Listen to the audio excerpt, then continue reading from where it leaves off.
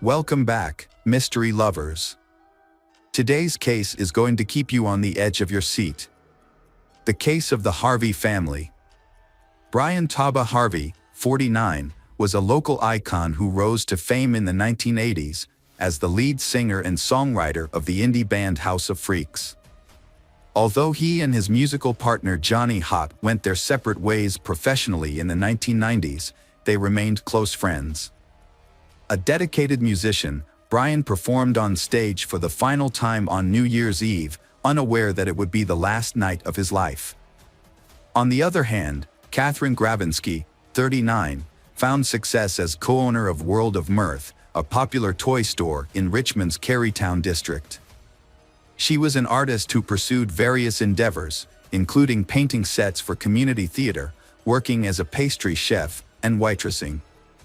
Kathryn had an older sister, Shelley Grabinsky, and was also the half-sister of actor Stephen Culp, known for his roles in TV shows such as The West Wing and Desperate Housewives, as well as various films. Bryan and Kathryn's paths crossed at the Border Cafe on Main Street, where Kathryn worked and Bryan frequently visited with Johnny. In 1990, Bryan and Kathryn got married. The House of Freaks then released an album featuring a song called I Got Happy, which was dedicated to Kathryn. The couple had 2 daughters. Their first daughter, Stella, was born in 1996. After becoming a father, Bryan realized that having children helped him find meaning in life and the importance of keeping hope for his children's future. Their second daughter, Ruby, was born in 2001. While working in the computer department of the Henrico County school system, Bryan continued to pursue his passion for music.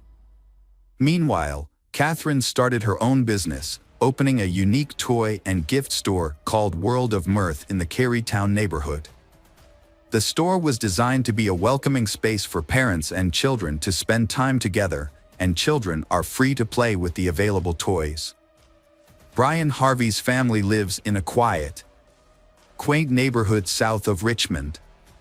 Their 2-story red brick house was surrounded by large trees, porch swings, and ivy-covered gardens.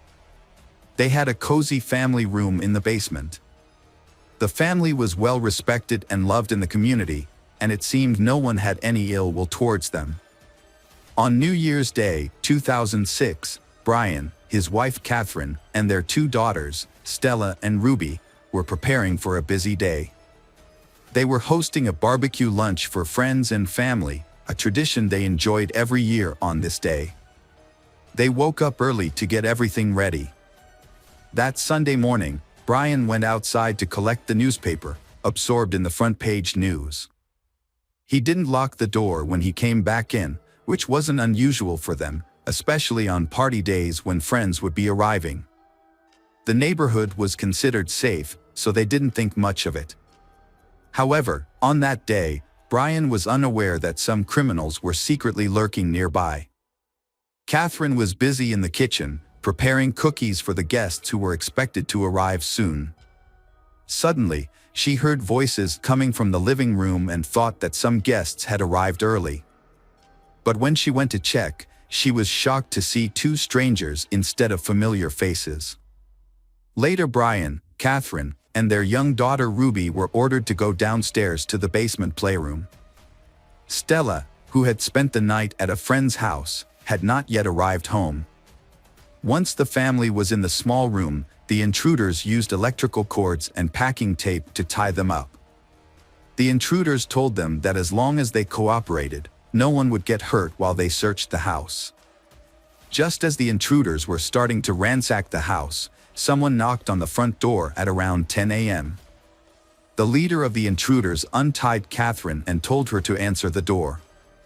However, he warned her that if she tried to escape or ask for help, her daughter and husband would be killed.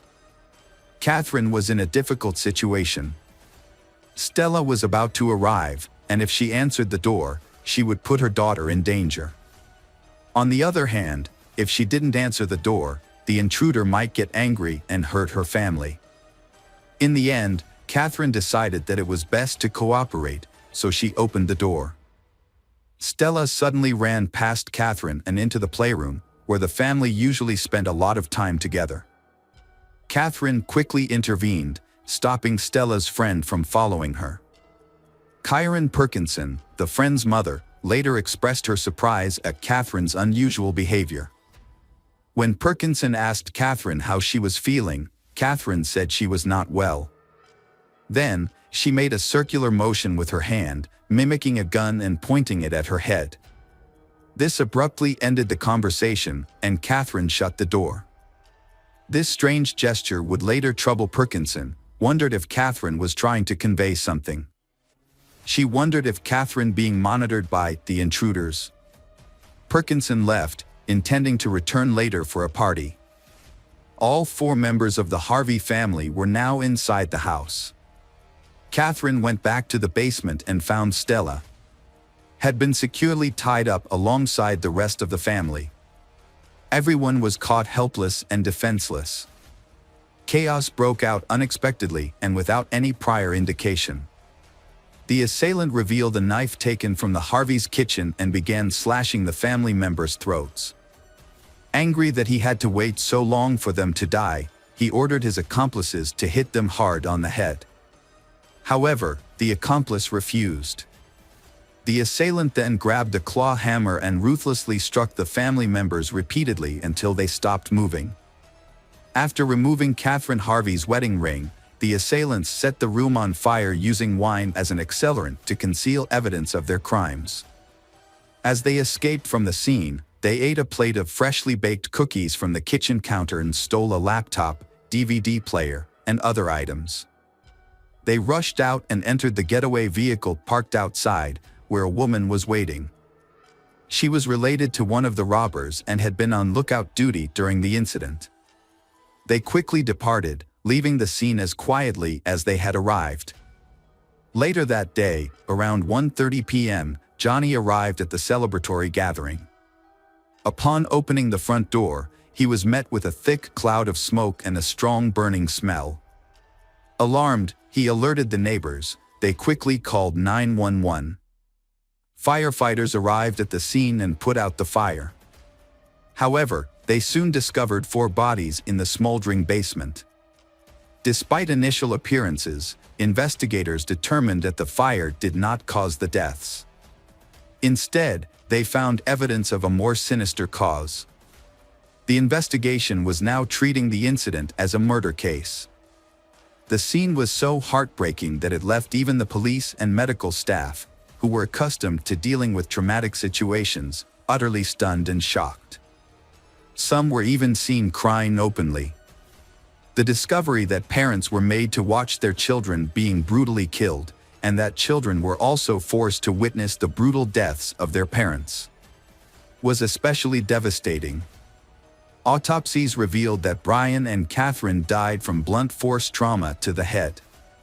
Stella's death was caused by a combination of blunt force trauma and smoke inhalation, suggesting she was still alive when the fire started. Ruby's cause of death was stab wounds to the neck and back, resulting in her death. The authorities immediately launched an investigation into the murders, but they had little evidence to work with. To gather more information, they appealed to the public for assistance. This approach proved successful when, on January 6, a woman named Latoya P.Y. contacted the police, requesting a welfare check on her friend, 21 years old Ashley Basil Tucker. Latoya expressed concerns that Ashley's boyfriend, 29 years old Ree Joseph Dandridge, and his uncle, 29 years old Ricky Javon Gray, were involved in the Harvey family's murder. Gray, who was slightly younger than his nephew by a few months, was reportedly the one in charge. The investigation took a significant turn when Latoya revealed that the 2 men had hidden evidence of their crimes at her residence. She disclosed that Gray and Dandridge had recently visited her home with a laptop that had an image of the Harvey family as its wallpaper. Given the extensive news coverage of the Harvey case, it was clear that the laptop belonged to the family. Latoya revealed information about the plan that Ashley, Gray and Dandridge had devised to rob Ashley's parents. According to the plan, Ashley would pretend to be a hostage, allowing Dandridge and Gray to extort money from the Persile Tucker, Ashley's stepfather. This would make Ashley appear innocent, even though LaToya knew about the plan and was offered a role in it. However, LaToya became suspicious of the group and declined to participate. Later, when LaToya asked Gray and Dandridge about Ashley's whereabouts, they gave a cryptic response, saying, "Ashley has gone bye-bye." This increased LaToya's concerns, and she contacted the police. The information she provided was crucial in helping investigators connect the dots. When investigators arrived at the residence where Ashley lived with her mother, Mary Baskerville Tucker, and stepfather, Persile Tucker, they found a gruesome scene. Inside the home, they discovered the lifeless bodies of all three victims, who had been subjected to a brutal and violent death, similar to the Harvey family. The victims were bound, gagged, and had their throats slit. Duct tape was wrapped tightly around their heads, causing additional suffering. Mary and Persile had deep neck lacerations, and Persile had a sock inserted into his throat. Ashley was found to have been suffocated with a plastic bag. The cause of death for all three victims was determined to be suffocation and torture. The police believed that the killer's primary motivation was a thrill-seeking desire, rather than any obvious personal benefit, so they worked together to catch them before they could hurt anyone else.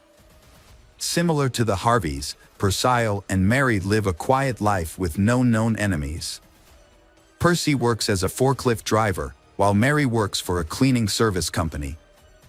Their peaceful life was shattered by their daughter's betrayal, leading to the tragic death of a couple enjoying their golden years. Investigators quickly discovered a crucial connection between the Harvey family's case and the Tucker family's case. Ashley was found wearing Kathryn's wedding band, which had been missing and taken from Kathryn. With this revelation, urgent action was necessary to apprehend Gray and Dandridge before they could inflict further harm. Authorities tracked Gray and Dandridge back to their home state of Pennsylvania and apprehended them in Philadelphia on January 7. Dandridge claimed that Gray planned the murders and he just followed orders.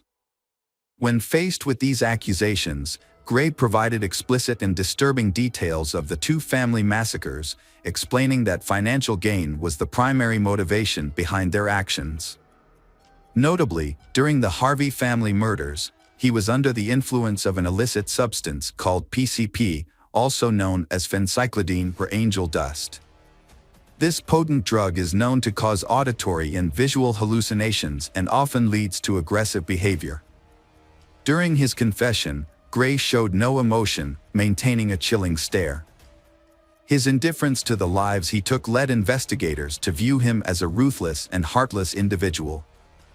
Additionally, it was discovered that Gray was responsible for the murder of his wife, Trevor Terrell Gray, whose body was found in a shallow grave in Washington, Pennsylvania. The couple, married for 6 months, lived together in a house owned by Trevor's family. They shared the home with Gray's nephew, Dandridge. Trevor's parents reported that the couple frequently had intense arguments. On the day Trevor's body was discovered, Gray had claw marks on his forearm. Initially, neither Gray nor Dandridge were considered suspects by the Washington police. Trevor's mother, Manna Squires, claimed that the police thought Trevor's death was due to a drug overdose, which led to a slow investigation. Trevor's death initially raised suspicions, but a thorough investigation did not occur until Gray confessed to the crime in 2006. On December 31, 2005, a violent assault occurred outside a home in Arlington. 2 men, later identified as Gray and Dandridge, attacked 26-year-old Ryan Key in front of his parents' house. The assault left Ryan with severe injuries, including stab wounds to the chest, neck, and arms. He spent 2 weeks in a coma due to the near-fatal attack. Additionally, he permanently lost the use of his right arm. Gray and Dandridge faced multiple charges related of the Tucker's family killings. Gray was charged with 5 counts of capital murder, while Dandridge faced 3 counts of murder. Despite initially admitting to their involvement, both men pleaded not guilty. Gray's 6-month trial concluded with a guilty verdict on all counts. He received a life sentence for the murders of Bryan and Kathryn Harvey. The court also sentenced him to death for the brutal murders of Stella and Ruby. Following Gray's conviction in September 2006, Dandridge chose to accept a plea deal to avoid the death penalty. He was sentenced to life in prison without the possibility of parole in December 2006. Gray also faced charges in Culpeper County for the murder of Cheryl Warner, a 37-year-old mother of 3 who was found shot and hanged in her burning home. Gray pleaded not guilty, but the charge was later suspended due to conflicting evidence on June 4, 2008. Over the next 9 years, Gray's lawyers filed multiple appeals. They argued that Gray's traumatic childhood had affected his mental capacity. However, the Supreme Court rejected his case in 2016. As a result, Gray was scheduled to be executed on January 18, 2017. On the scheduled date, with all appeals exhausted, Gray was put to death by lethal injection at Greensville Correctional Center. Meanwhile, Dandridge remains in prison at Sussex 2 State Prison. The Harvey family's brutal murders sent shockwaves of horror and grief through the community. Over 1,400 people attended their memorial service, expressing condolences and sorrow outside Kathryn's store. Flowers, dolls, and candles formed a poignant tribute along the curb outside the red brick house. The candles, lit by children, remained glowing for weeks. Kathryn's brother Culp described the murders as a devastating blow that felt endless. He spoke about the pain of thinking about the family's final hours, saying that everyone was trying to move forward. Hello friends, welcome to our channel. Today we're going to take a look at another horrible case with you, the case of Nancy Paula Reyes. Nancy Paula Reyes Gores was born on April 13, 1991, in the small village of Granados in Guatemala.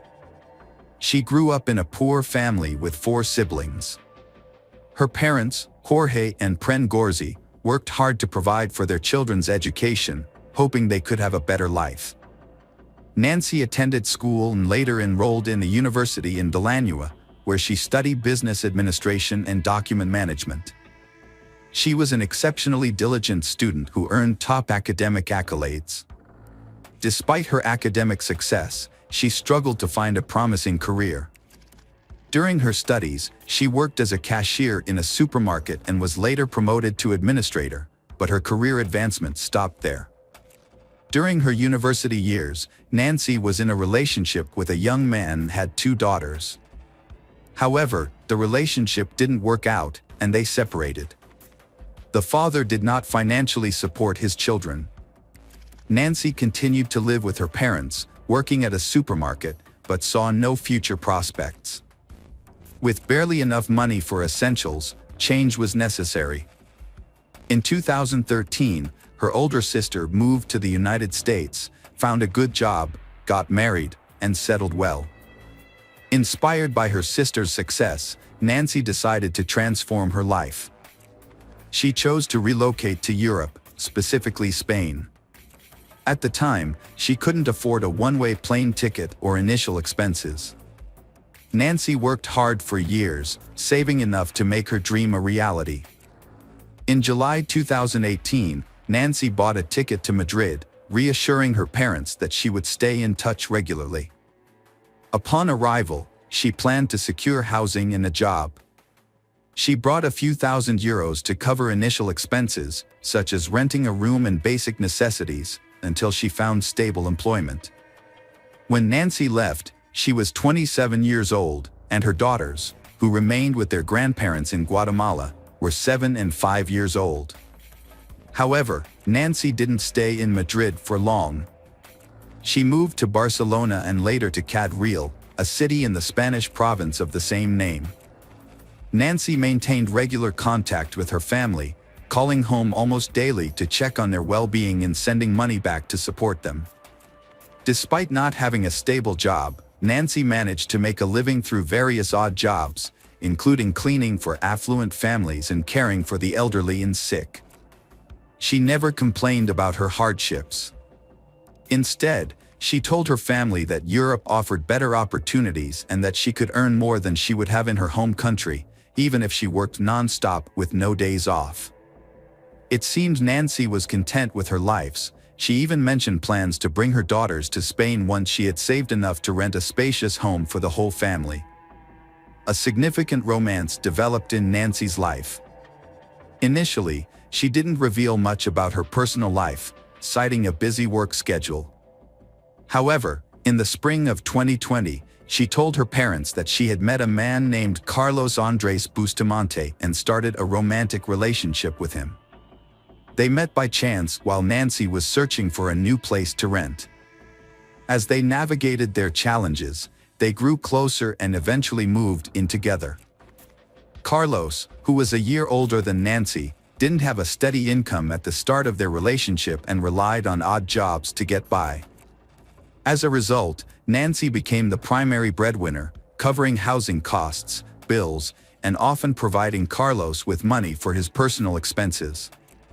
However, she never complained to her family about this, so they believed everything was fine and that she had found a good partner in Carlos, with whom she lived a happy and fulfilling life. Around that time, Nancy's two younger brothers also moved to Spain, and she kept in touch with them. She was especially close to her youngest brother, Dennis, who had met Carlos and thought he was likable. In late June 2020, Nancy and Carlos decided to relocate to Santander, a coastal city in northern Spain. When Nancy spoke to her family on the phone, she mentioned that the climate was better and there were more job opportunities. However, issues began to arise in her relationship with Carlos, which she tried to keep to herself. Carlos was jealous, hot-headed, and cruel. He was content with being financially supported by Nancy and lacked ambition. What's more, he had a problem with alcohol and occasionally used illicit substances. Although he frequently promised to quit and find a stable job, Nancy started to doubt whether she should continue the relationship. When Nancy discovered she was pregnant, Carlos seemed overjoyed and promised a better life. However, his behavior worsened. He continued to drink and use drugs, taking money from Nancy or his mother. Carlos also started physically abusing Nancy, who tried to hide this from others. On August 12, while Nancy video chatted with her parents, Carlos yelled at her, demanding that she tell him who she was talking to. Despite her explanation, he snatched the phone, verified the caller, and then threw the phone onto a chair before walking away. The next day, Carlos repeated this behavior, grabbing the phone from Nancy while she spoke to her family. He insulted and threatened her, leaving Nancy frightened. However, she told her relatives that Carlos's behavior was due to jealousy and insisted that everything was fine. Her parents urged her to contact the police, but Nancy believed she could handle the situation herself. On August 17, Nancy had a concerning phone conversation with her sister. She stated that if anything happened to her, Carlos would be responsible. Although her words were alarming, she didn't explain further and instead asked her sister to care for her children if necessary. This was the last time Nancy's sister heard from her. Nancy, who was pregnant, mysteriously vanished on August 20th. At around 2 p.m., she texted her father, promising to call later that evening, but she never did. It was unusual for her not to follow through on her promise or respond to her family's calls. When her family tried to contact Carlos, he didn't answer his phone either. The situation was worrying, especially since they had recently moved to Santander and had no friends there. Nancy's brothers lived on the other side of the country, making it difficult for them to check on her immediately. A few days later, a suspicious message was sent from Carlos's phone, stating that he and Nancy had argued and decided to separate. According to the message, Nancy had packed her belongings and left to find her own apartment, was ignoring Carlos's calls, and he had no idea where she was. Nancy brothers suggested that Carlos come to Ciudad Real so they could report Nancy missing to the police together. Carlos agreed but didn't show up or file the report. He also stopped communicating with Nancy's family. Nancy's relatives reported her disappearance to the police themselves. Meanwhile, her brothers found Carlos's mother's, Sandra Bustamante, address through Nancy's friends. When they visited Sandra and explained the situation, she burst into tears. She confessed that she suspected her son was capable of harming Nancy, but didn't provide any details. Sandra didn't know where Carlos and Nancy were. Carlos wouldn't answer her calls, only sending brief messages telling her not to ask questions and to give him time. The next day, Sandra is questioned at the police station about Nancy's disappearance and the whereabouts of her son, Carlos. Sandra shared the same information she had told Nancy's brothers the day before and showed the police a long text message Nancy had sent her before she went missing. In the message, Nancy begged Sandra not to give Carlos any money, no matter what sad stories he might tell her. Nancy said Carlos would spend the money on alcohol and drugs, which made him aggressive and cruel. He had no intention of finding a job or overcoming his addictions, and his behavior was becoming increasingly threatening. As a result, Nancy was considering leaving him and thought it would be better to end things before anyone got hurt. The investigation also uncovered a disturbing fact about Carlos. He had been convicted of causing physical harm several times before.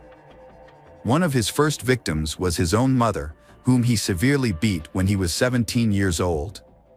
At the time, he was given probation.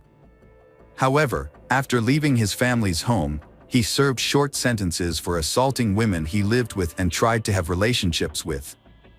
The investigation was just getting underway, but within the first few days, several intriguing details came to light that suggested the union between Carlos and Nancy was troubled from the start. Carlos had a history of aggression, was unemployed, struggled with addiction, had a criminal record, and was prone to uncontrollable rage. Nancy's occupation wasn't as straightforward as she claimed.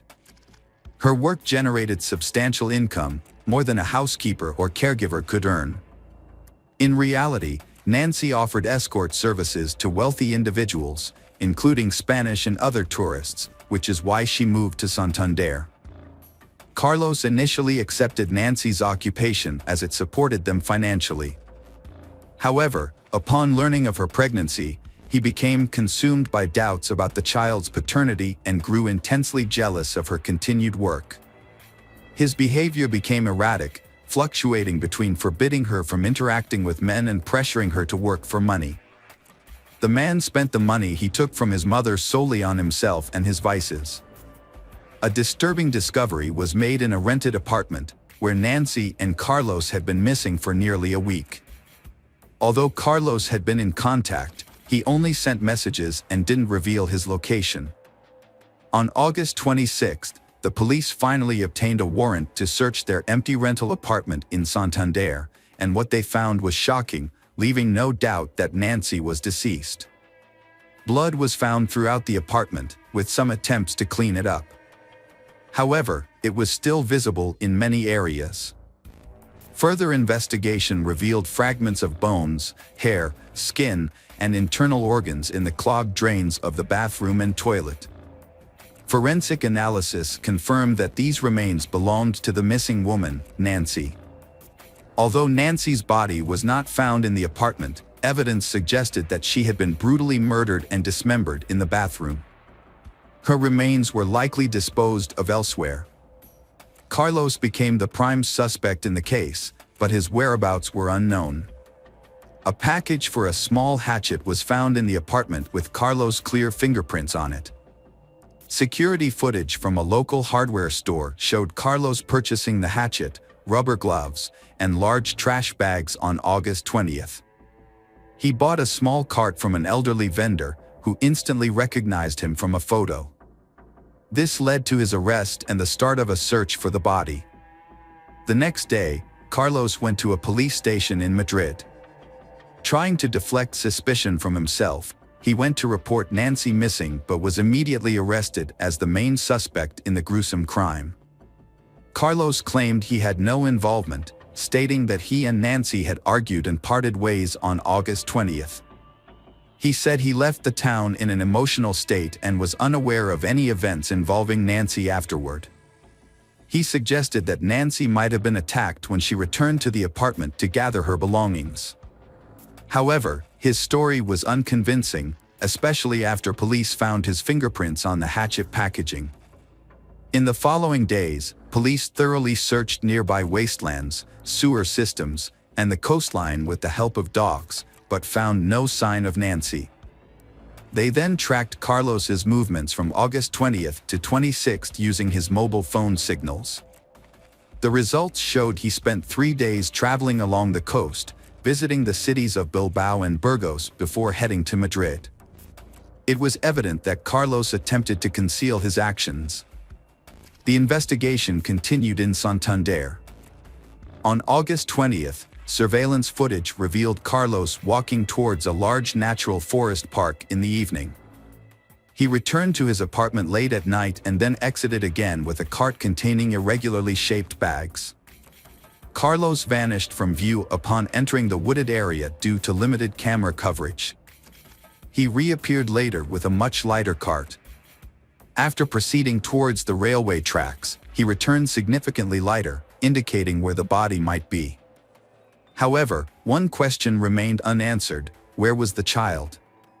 It wasn't until September 16th that authorities discovered bags containing severely decomposed human remains in dense underbrush on a hillside. The remains were identified as those of the missing Nancy Gores, which had been divided into 20 parts using a hatchet, as revealed by security camera footage. While all items transported in the cart were recovered, something was still missing. Nancy's 4-month-old fetus was not found among the remains. The victim's genitals and lower abdomen showed severe injuries from a knife and hatchet. This suggests that the perpetrator removed the fetus and got rid of it separately from the mother's body. Carlos denied being involved and gave conflicting statements. He tried to blame someone else, but the victim's blood was found on his clothes and shoes, which he had tried to wash off. Even though Carlos wouldn't admit to the crime, investigators figured out what happened. Experts think that on the afternoon of August 20th, the man got into an argument with his pregnant partner. He then brutally beat and strangled her in the kitchen, where blood was found on the floor and walls. Carlos moved Nancy's body to the bathroom. Afterward, he went shopping at a hardware store and the market. Using a hatchet and a large kitchen knife, he divided Nancy's body into 20 parts in the bathroom. He placed the pieces into bags, loaded everything into a cart, and then went to the park to look for secluded places to dispose of the body.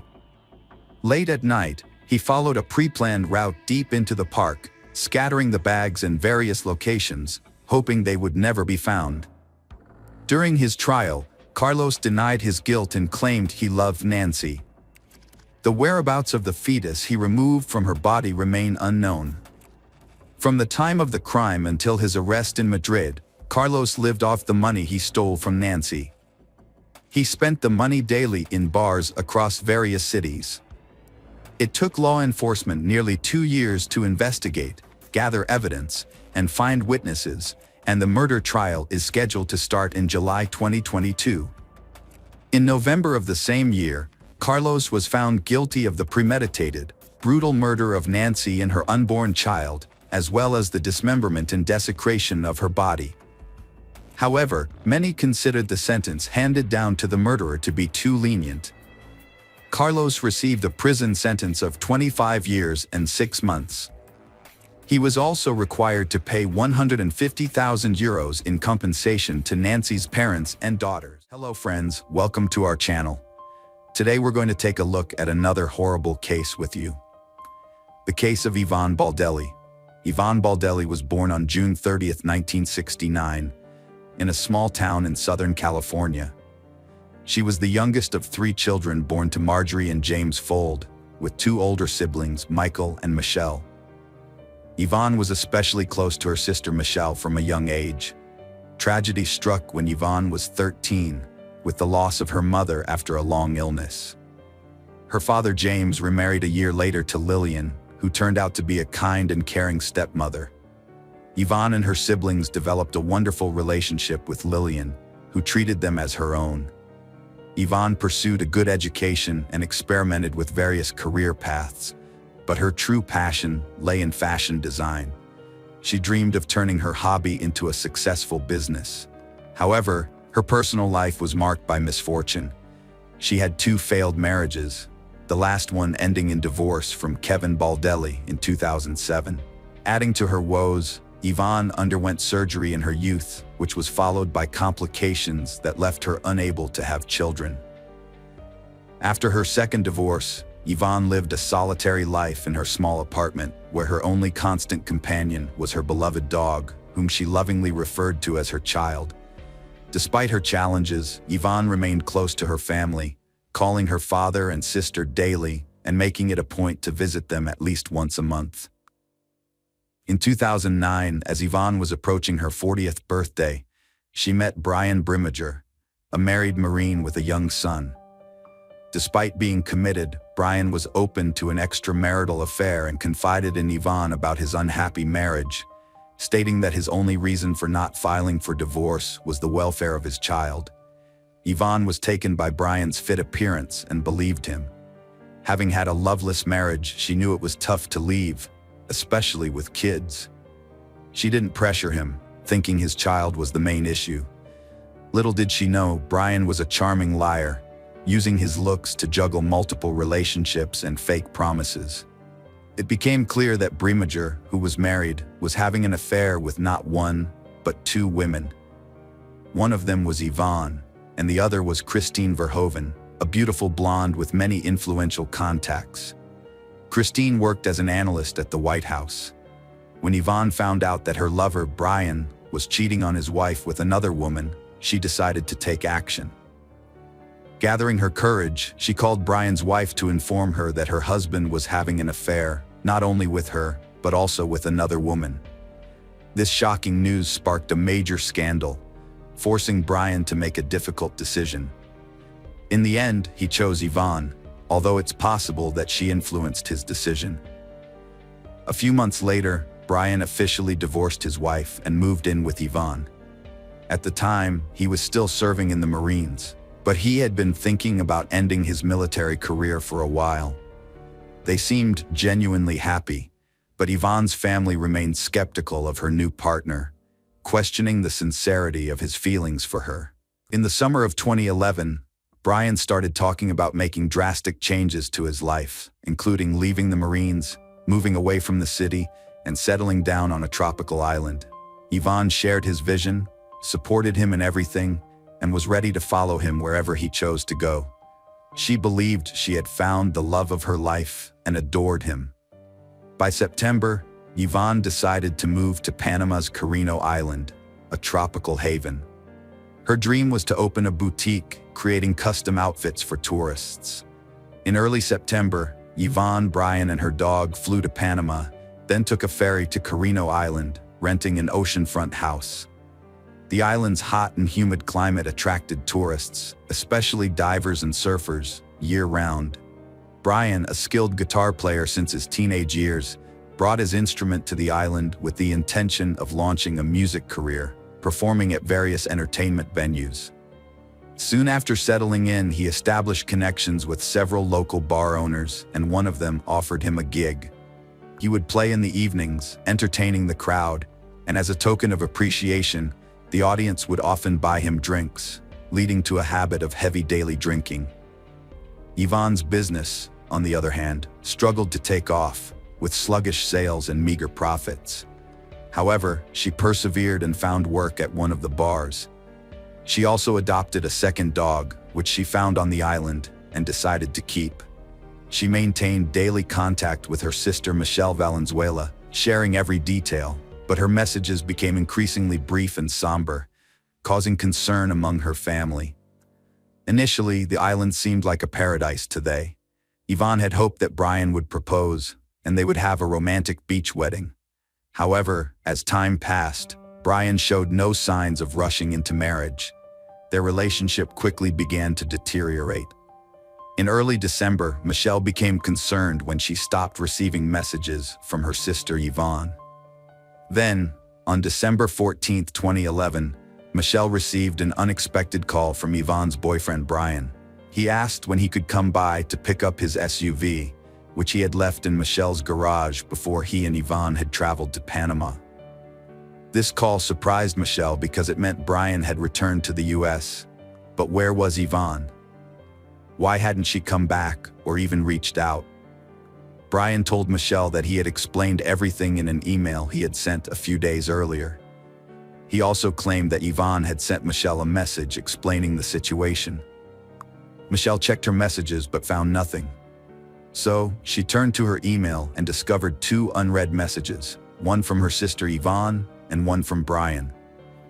Bryan claimed in his message that Yvonne had left him for a new lover and moved to Costa Rica.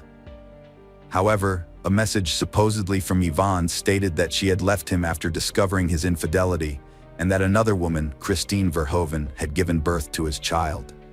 This message also claimed that Yvonne had met someone new and gone to Costa Rica with him. It seemed believable at first, especially since Yvonne was unable to have children, and news of her partner's infidelity could have been devastating. However, Yvonne was not one to act impulsively, and it was unusual that she hadn't contacted her sister to discuss her situation.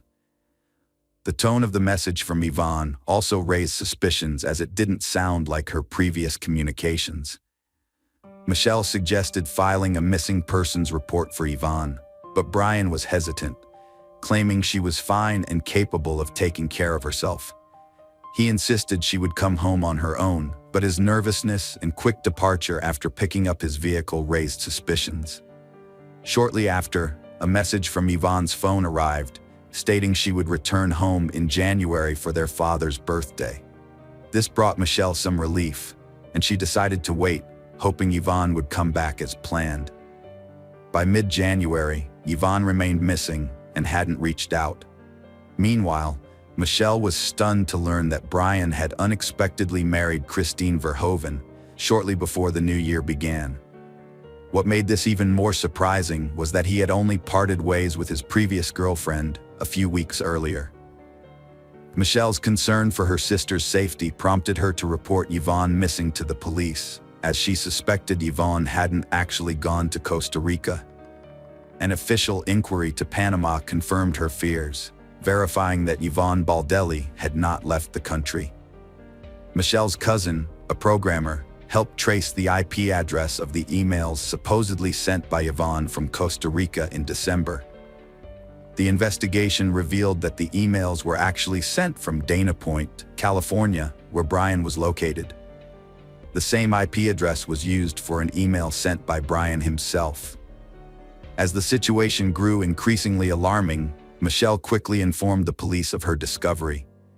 Valenzuela then reached out to the FBI and the State Department, sharing her suspicions that Bryan had harmed her sister in Panama, and continued to send messages from her phone and email, impersonating her for about a month. Although there wasn't enough concrete evidence to arrest Bryan at the time, law enforcement interviewed him and continued gathering proof of his guilt. It was discovered that Bryan had asked Christine to marry him while he was still in Panama with Yvonne, promising they would soon return and raise their daughter together. However, Christine was not aware that her child's father had gone to the island with another woman, as he had told her he was there on a business trip. 2 months after Yvonne's disappearance, her sister and niece conducted their own investigation and flew to Panama, where they sought the help of Don Winter, a former U.S. intelligence officer turned investigator who specialized in finding missing U.S. citizens. They shared the story of Yvonne's disappearance and the version of events Bryan had given. After listening to them, Winter immediately expressed his concern that the chances of Yvonne being alive were low. With his extensive experience in such investigations and using his connections, Winter decided to pressure the Panamanian government and publicize the case, turning Yvonne's disappearance into international news. A press conference was also organized, which included Yvonne's family members. After arriving in Panama, Yvonne's father, stepmother, brother, and several other relatives and close friends joined the search for Bryan Baldelli and assisted in the investigation. Together, they thoroughly searched the tropical island of Carytown, but found no trace of him. The dense undergrowth and swampy marshes, which were home to a wide variety of wildlife, hindered their search efforts. The family also questioned the island's residents about their knowledge of Bryan and Yvonne and what they could reveal about the couple's behavior. It became clear that Bryan and Yvonne had been drinking excessively and frequently got into loud public arguments, disregarding those around them. Almost daily, they were seen in bars, drinking and arguing. Moreover, people began to notice bruises and scratches on Yvonne's face and body, and she rarely removed her sunglasses, seemingly to conceal the bruises under her eyes. The landlord of the house they rented confirmed that neighbors regularly complained about the noise, screams, and cursing coming from their residents.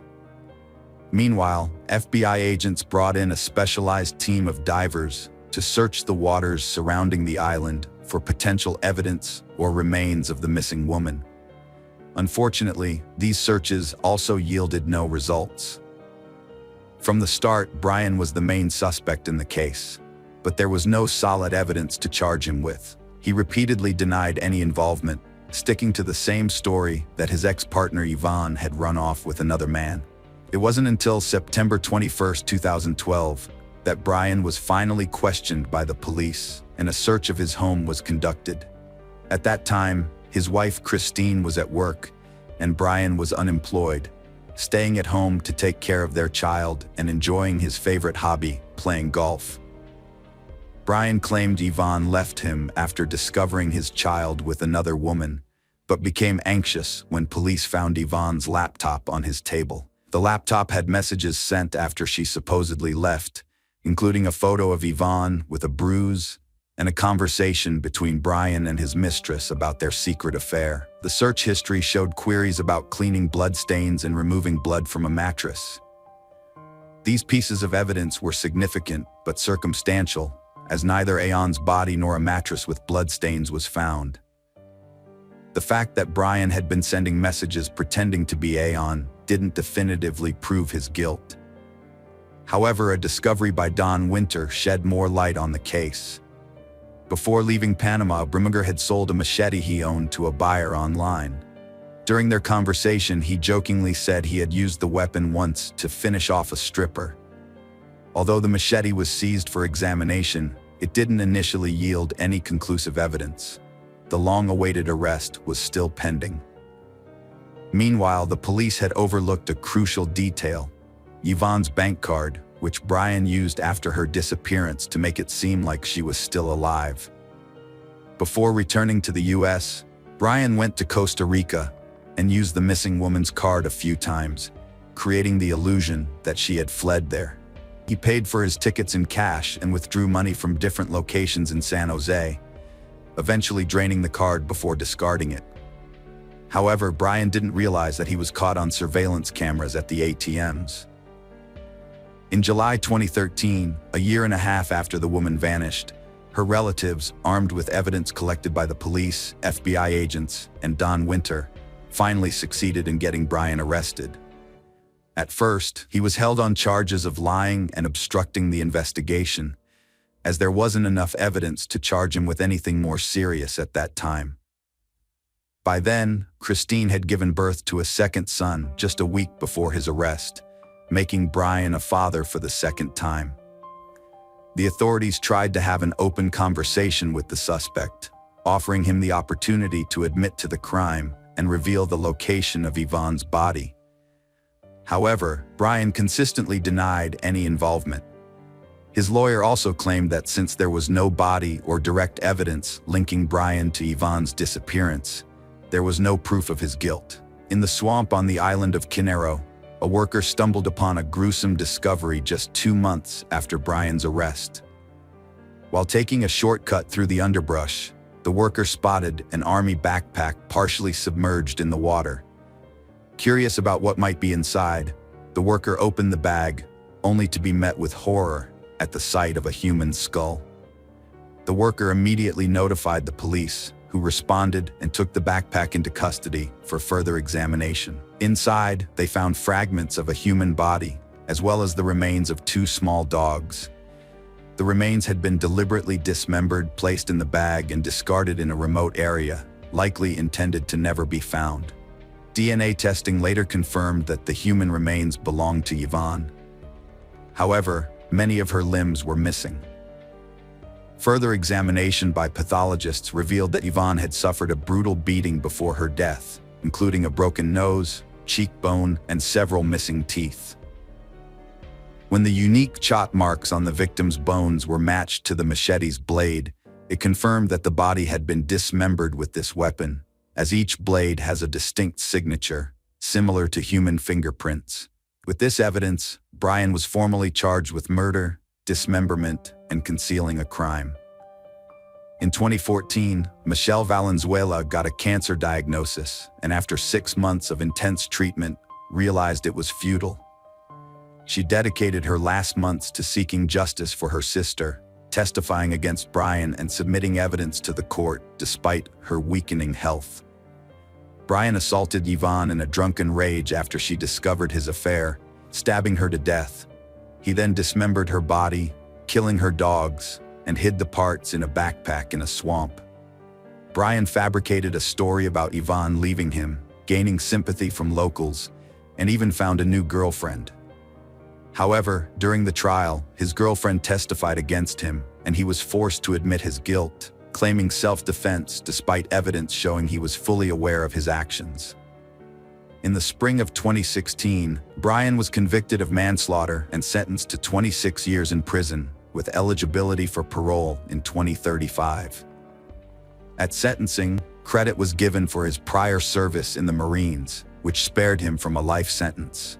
Meanwhile, Bryan's wife, Christine Verhoeven, maintained her husband's innocence and pledged to stand by him no matter what.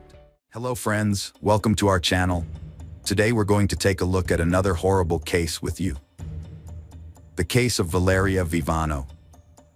Valeria Fernandez Vivano was born on May 29, 1996 in Laguna, a small commune near Santiago, Chile's capital city. She was the youngest of 3 children born to Miguel and Jacqueline Vivano. Valeria grew up with her older biological siblings, Michelangelo and Daniela. Her father worked for a transportation company, while her mother was a dedicated homemaker who focused on raising their children and creating a warm home environment. When Valeria started school, her parents decided to separate, which was a huge shock to her. Although they continued to communicate after the divorce, and her father remained involved in their lives, providing financial support, Valeria harbored resentment towards him. They would occasionally argue, sometimes not speaking for months, but they always reconciled. After the divorce, Miguel Vivano remarried and had 2 more children, becoming Valeria's half-siblings. Despite this, Valeria, Daniela, and Michelangelo maintained warm relationships with them. Jacqueline, on the other hand, never remarried, focusing on raising her children and later caring for her grandchildren from her older children. Valeria showed a strong-willed character, determination, and perseverance from a young age. She excelled academically, participated in sports, and demonstrated courage and a strong sense of justice, often putting others' needs before her own.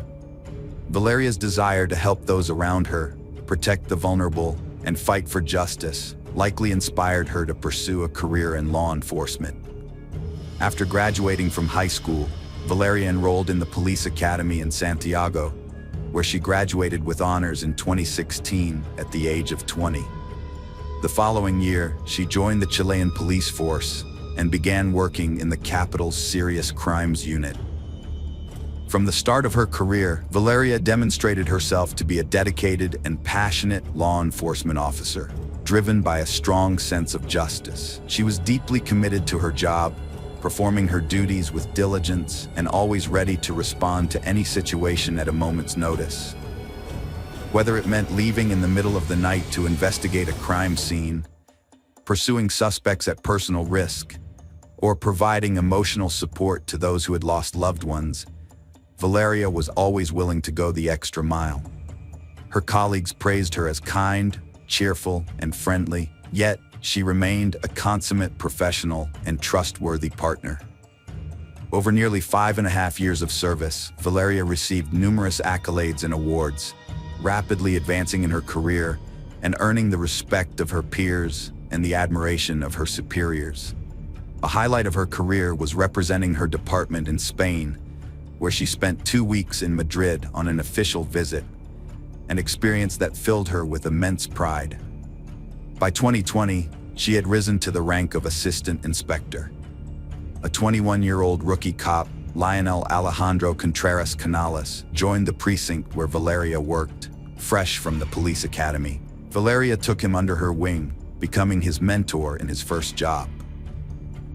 A few months into their partnership, they got along fairly well.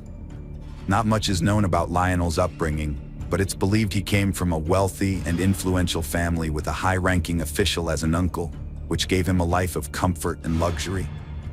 As a result, Lionel was self-absorbed, expecting everything to go his way.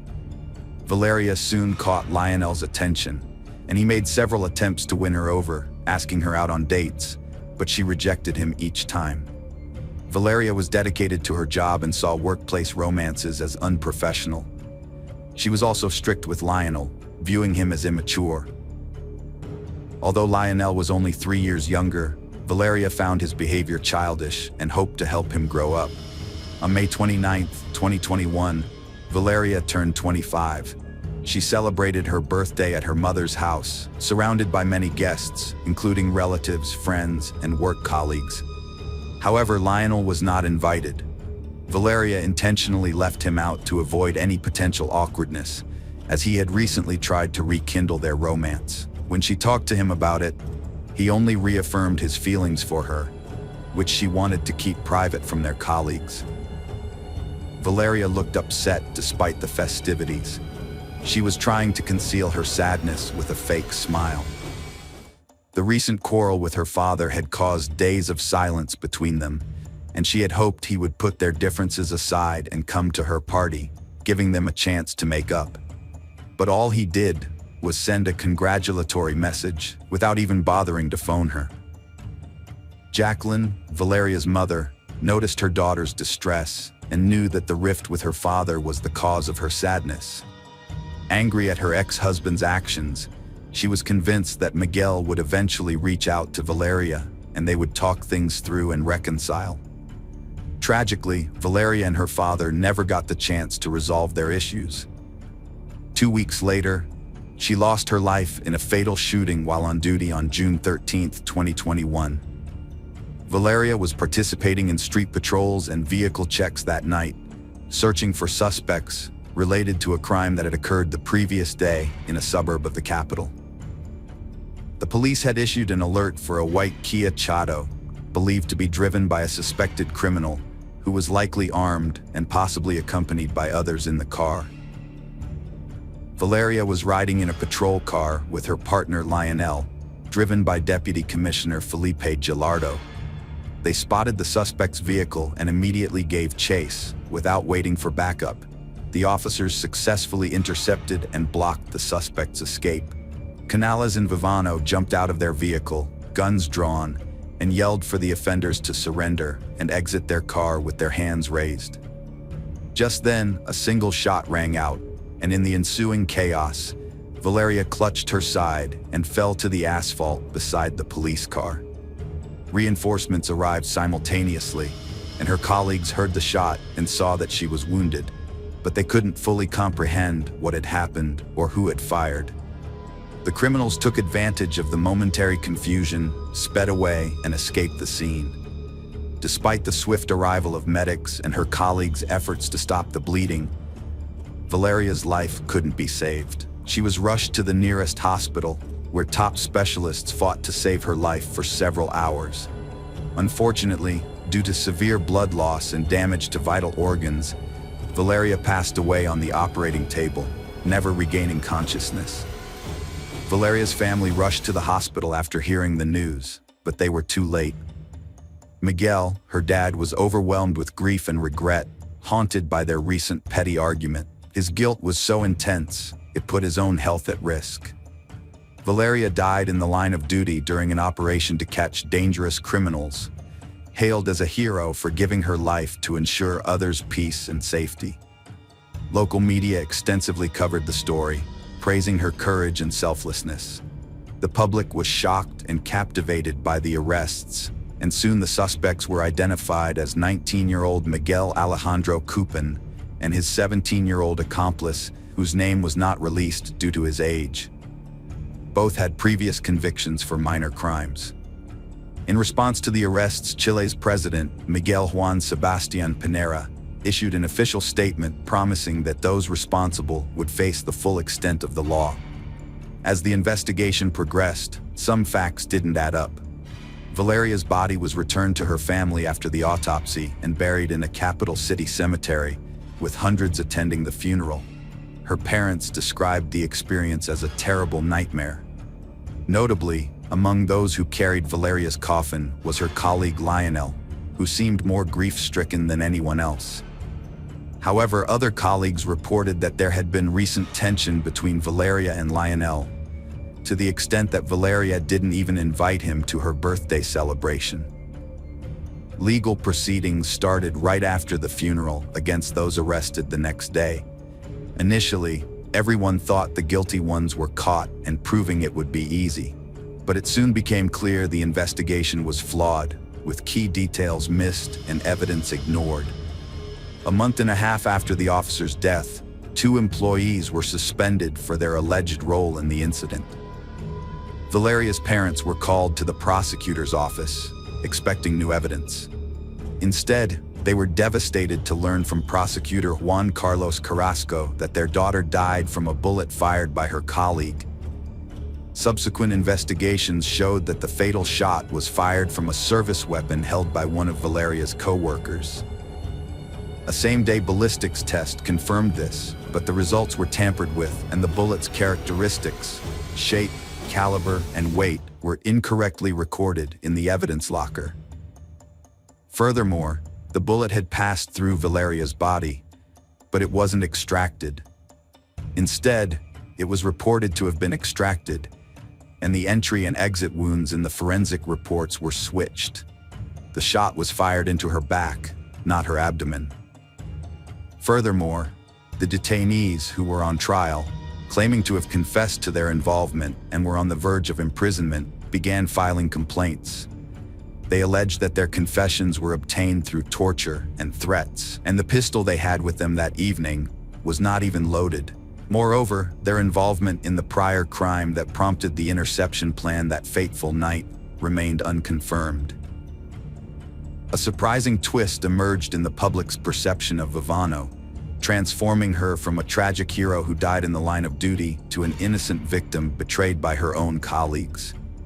As a result, the main suspect shifted to Felipe Gilardo Ara, who was driving the police car, and Lionel Alejandro Contas Canales, Vivano's partner, who was seated in the back. Both were immediately suspended from duty.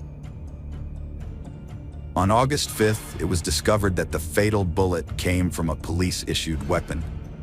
A document surfaced showing examination results that implicated Lionel as the prime suspect, as he was the only one with gunshot residue on his hands, a crucial finding that had been mysteriously left out of previous reports.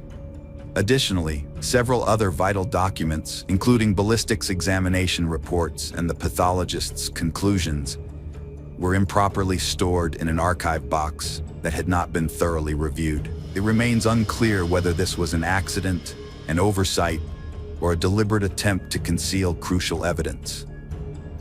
The police officers involved in the operation to catch the criminals surprisingly became suspects in the murder of their fellow officer. Along with the suspects already arrested, they participated in a reenactment of the events of that night to clarify what had happened.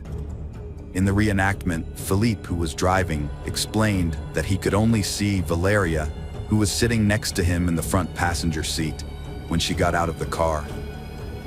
Lionel, who was sitting behind them, also exited the vehicle, but Philippe couldn't see what he was doing. According to Philippe, Valeria took just a few steps before a shot was fired, causing her to fall to the ground.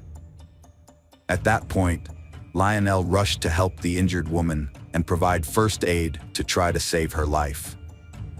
Lionel gave a different account of what happened, saying that he and his partner Valeria got out of the patrol car at almost the same time, but she rushed forward immediately after the shot was fired. He denied shooting his colleague, Valeria, and claimed that Philippe, the driver, should have seen him trying to help Valeria and confirmed this.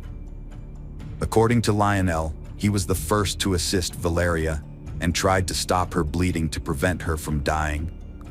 The investigation managed to reconstruct the events, despite inconsistencies in the witnesses' statements. They found that Canales was behind his partner when the shot was fired, which corresponded with the bullet's trajectory. Furthermore, he was the only one with traces of gunshot residue on his hands. Lionel was arrested as prime suspect after secret reports and test results were released, while other detainees were freed on condition they stay local, lacking evidence to implicate them. But the officers' motives remained unclear. The prevailing theory is that a tragic accident occurred when an inexperienced young officer unintentionally fired his weapon while standing behind his partner. In a state of panic, he attempted to assist her. Later, when submitting his service weapon, he falsely claimed not to have fired it. However, the truth eventually came to light, exposing that influential relatives of the young officer exploited their power, wealth, and connections to conceal the incident, leading to fabricated reports, missing documents, contradictory evidence, and coerced testimony from detained individuals. Despite Canales' arrest, suspicions about Philippe's involvement persisted. Philippe was also armed with the same service weapons, was present at the scene, and could have accidentally fired the fatal shot. Additionally, Philippe had a history of using his weapon unjustifiably during an arrest, although no one was harmed on that occasion. The defense team, hired by Lionel's relatives, presented a theory that Philippe might have accidentally shot his colleague due to the identical service weapons, which could have been mixed up or intentionally swapped. Philippe's own testimony was inconsistent, and he claimed he couldn't accurately describe the events that took place. Despite this, the lack of gunpowder residue on the driver's hands suggested his innocence. Philippe's explanation that the residue came from when he was compressing the victim's wound was not believable, given that Valeria's blood stains remained on his hands. The investigation was widely criticized, and the victim's parents were left feeling desperate, leading to public outrage and a loss of trust in law enforcement. Following further investigation, Lionel remained the sole suspect. Lionel was ultimately found guilty of manslaughter and sentenced to 12 years in prison. However, in a surprise move, the Supreme Court later overturned the sentence, reducing his imprisonment to just 540 days. Valeria's family is now planning to sue the Chilean state, accusing the judges of corruption. Hello friends, welcome to our channel. Today we're going to take a look at another horrible case with you. The case of Shanynthia Gardner. Shanynthia Gardner was born in Memphis, Tennessee, in the late 1980s. Shaninthia's childhood was relatively ordinary. She was a beautiful, slender, curly-haired brunette with a talent for music and a creative spirit. She had a gift for composing songs and singing, which earned her local recognition and fame. Her love for music was just one of her passions. In addition to singing, Shanynthia enjoyed fashion and photography. She was a natural in front of the camera and had an artistic eye for capturing everyday moments. Despite her many creative pursuits, Shanynthia was also devoted to charity and her faith. She regularly attended church and prioritized her family's needs. Her life seemed to be on a promising path, filled with potential and possibilities. Shanynthia was 14 years old when she met Dur Clayton through mutual friends. They quickly discovered common interests and became friends. As they grew older and graduated from high school, their friendship evolved into a romantic relationship. They were perceived as a serious and stable young couple, but had some minor run-ins with the law, including traffic violations and disorderly conduct. In 2008, Dur faced a serious accusation of assaulting a woman, although it was allegedly unintentional. Fortunately for him, the charges were eventually dropped. That same year, Shanynthia and Dur began living together, and they had a son. Shanynthia took on a caring motherly role not only to their son but also to Dur's 2 children from a previous relationship. Sonia Clayton, Dur's mother, considered Shanynthia a part of their family, not just she her son loved. Shaninthia's devotion to her children made her special in Sonia's eyes. Although the relationship between Shanynthia and Dur was short-lived, they maintained some contact after the breakup. In Sonia's opinion, Shanynthia remained a good partner and caring mother to Dur. Shaninthia's marriage to Martin Gardner marked a new chapter in her life.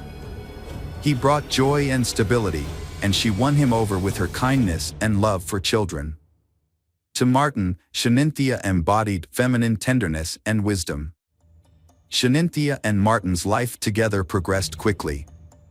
In September 2013, they moved into an apartment in southeast Shelby County and started their life together. After their wedding, they welcomed their first child, Telone. The following year, Saya was born, and soon after, 2 more girls, Savi and Yazzie, joined the family. In total, Martin and Shanynthia had 4 children together, in addition to Shaninthia's child from a previous relationship. For the young mom, her children were always the top priority. She enjoyed her part-time work at the Children's Hospital and was also actively involved in a center that raised funds to support children in need. Helping others was her true calling, and she dedicated her life to it with gratitude. Friday, July 1st, 2016, began like any other ordinary day. At around noon, Shanynthia was speaking with her husband, Martin, over the phone. Her voice remained calm, as it typically was.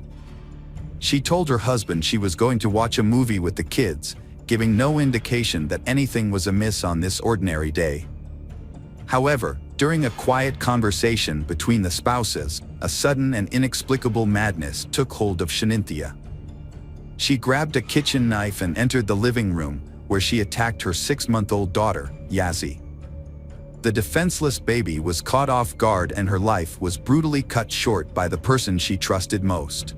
The eldest child, at just 7 years old, witnessed this horrific scene unfold before his eyes, unable to fully comprehend the tragedy. Panicked and desperate, he fled the house. Shanynthia pursued him, still armed with the knife, intent on continuing her rampage. She chased after Dur, but his terrified screams caught the attention of the neighbors.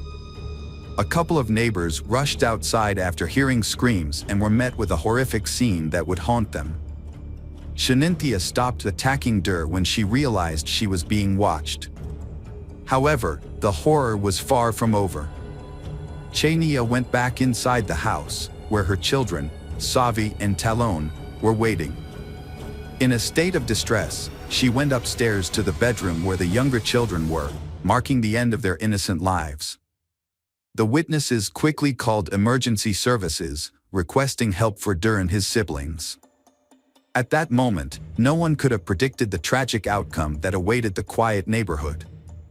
When the sheriff's personnel arrived, they were confronted with a gruesome scene. Inside the house, they found 4 lifeless children, covered in blood. The sight was shocking. Shanynthia calmly called her husband, Martin, and confessed to killing their children. The house was now filled with blood and horror. The investigators had obtained a bloody knife. Chaplains and specialists were called in to provide support to Dur, who had endured unimaginable trauma and required immediate attention. The sheriff's department launched a major operation, cordoning off the apartment complex, including the golf area and country club. Shanynthia was taken into custody without bail, and her trial was swiftly scheduled for July 5th. Despite the heinous nature of her crimes, Shanynthia was still a mother and partner, someone who had once nurtured love, care, and joy. A friend of Shanynthia, Michelle Jaiman, actively defended Shanynthia on social media, countering the unjust accusations and emphasizing a key factor: postpartum depression. The case sparked discussions, with Dr. Joel Risman, a psychiatrist at the University of Tennessee Medical Center, noting that mothers killing their children is rare and often linked to mental health problems. Dr. Risman also highlighted the state's insufficient mental health funding, which frequently leaves families without vital support. Dr. Diane Barnes, a specialist in psychology and postpartum health, clarified the distinction between postpartum depression and postpartum psychosis. She emphasized that these are two separate conditions with distinct symptoms. Although the exact nature of Shaninthia's condition required further examination, Dr. Barnes expressed skepticism that a woman experiencing postpartum depression would commit such acts, instead suggesting psychosis as a more plausible explanation. Dur's father did not believe Shaninthia was guilty. Although he was not his son's guardian, he was able to visit him after his relationship with Shaninthia ended, but this stopped in November 2014. He noticed Shaninthia becoming more radical and controlling. His attempts to contact his son were unsuccessful, and he was excluded from his life. Those close to Shaninthia noticed a significant change in her. She began experiencing discomfort, which turned into anxiety, paranoia, and panic attacks. Her behavior became unpredictable, and some suspected postpartum depression. This was a shock, as Shaninthia was seen as strong and dependable. She had always been in control, but now seemed to be struggling. Shaninthia's sudden change in behavior in March 2015 left many people baffled. At first, her friends and family couldn't understand what was happening. One day, she left work early, picked up her children, and drove them down an unfamiliar road, away from their home. Her husband, Martin, thought she was just going for a walk in a park, which was a normal part of her daily routine, so he wasn't immediately concerned. However, as the hours went by, Shaninthia never came home, which worried Martin greatly.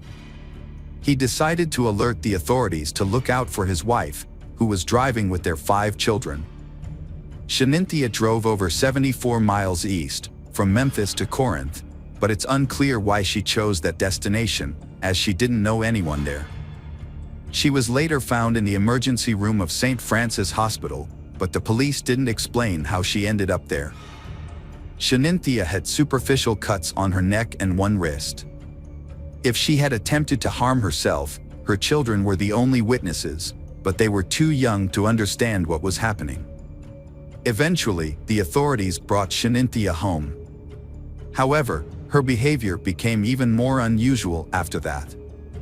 She told Martin that someone was threatening her and their family, which shocked him, as she provided no details about the supposed threat or who was behind it. There had been no previous incidents of this kind. When Shaninthia was with family and friends, she began complaining about her job and workload, claiming it made her feel terrible. She soon started saying that some co-workers wanted to harm her. Despite these strange claims, Shaninthia showed no signs of being violent or abusive towards her children or others. The investigation into Shaninthia Gardner's case proved to be a challenging process. Craig Morton, her defense attorney, opted not to discuss the case with the media in its initial stages, deeming it premature for such comments. During the court hearing on July 5, 2016, Shaninthia remained silent, appearing via video link. Despite being questioned by Judge Lambert, she refrained from speaking. Following the trial, Shaninthia was transferred to the Mental Health Institute. Her relatives attended the courthouse but chose not to speak with reporters. Meanwhile, Morton's attorney and prosecutor Jennifer Nichols intended to file a motion to preserve evidence, including information obtained from social media. January 2017 saw Shaninthia formally charged with 4 counts: aggravated child abuse, aggravated murder with a deadly weapon, another count of aggravated child abuse, and child neglect. The investigation into the mysterious and gruesome events continued, leaving the community seeking justice and answers to numerous questions. During the hearing, loved ones of Shaninthia testified about the events of that fateful day. Sonia, Martin's mother, was shocked to learn of the tragedy and rushed to the scene to find her grandson, Der. Initially, she thought something supernatural was involved, but as the shock wore off, she considered possible motives. Sonia wondered if their potential divorce and fear of caring for 5 children alone might have driven Shanynthia to commit the horrific act. The trial was significantly delayed due to Shaninthia's multiple psychiatric evaluations. However, in 2021, the non-jury trial finally commenced. The defense centered its strategy around Shaninthia's mental illness, while the prosecution acknowledged her condition but argued that she could distinguish right from wrong and understood the illegality of her actions. In December 2021, Judge James of the Shelby County Criminal Court rejected the defense's argument, and Shanynthia Gardner was found guilty of all charges. 2 months later, Shanynthia, 34, appeared in court for sentencing, accompanied by her husband Martin. Judge James sentenced her to life in prison for each murder count, plus 15 years for each count of child abuse and neglect.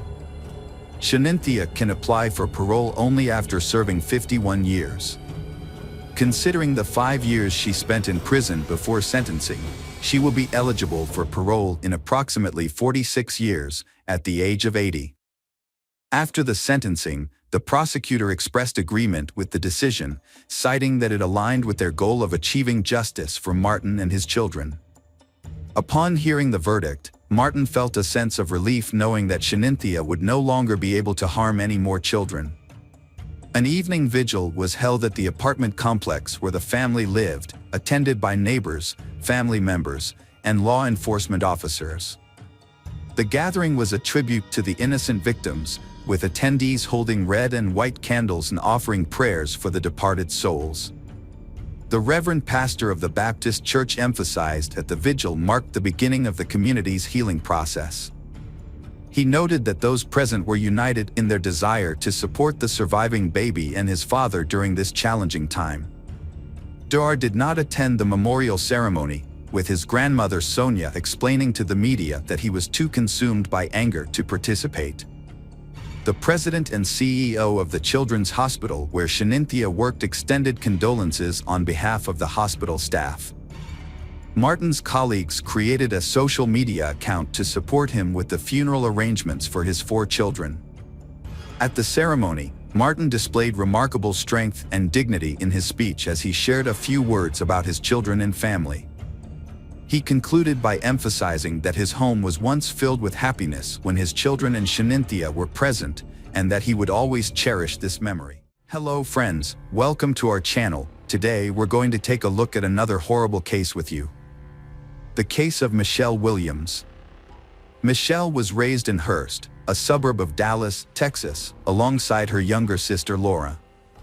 After their mother left to pursue a better life, their father took on the responsibility of raising them. However, he struggled to provide for the family, often relying on unstable construction work and seeking solace in alcohol.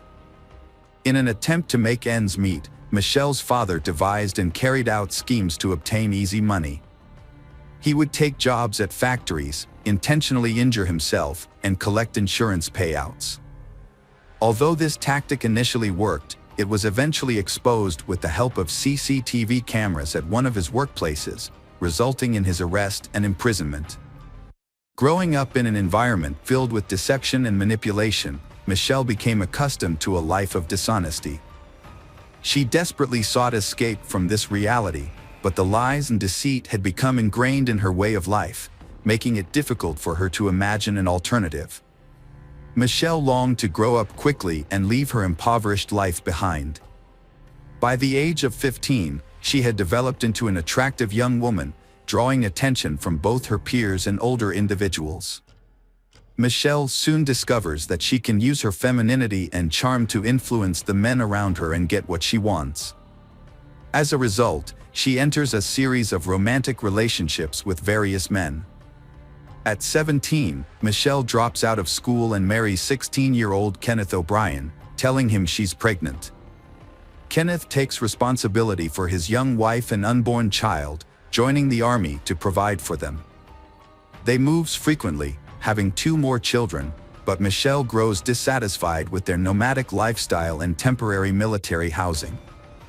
After 5 years, Michelle leaves Kenneth, citing his infidelity and physical abuse as reasons for the divorce. She returns to her hometown of Hearst, portraying herself as a victim of domestic violence to garner support from relatives and friends.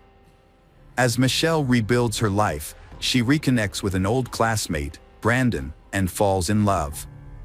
Brandon is smitten with Michelle and happily accepts her 3 children from her previous marriage. They were preparing to get married, but just before the wedding, Brandon became furious with Michelle.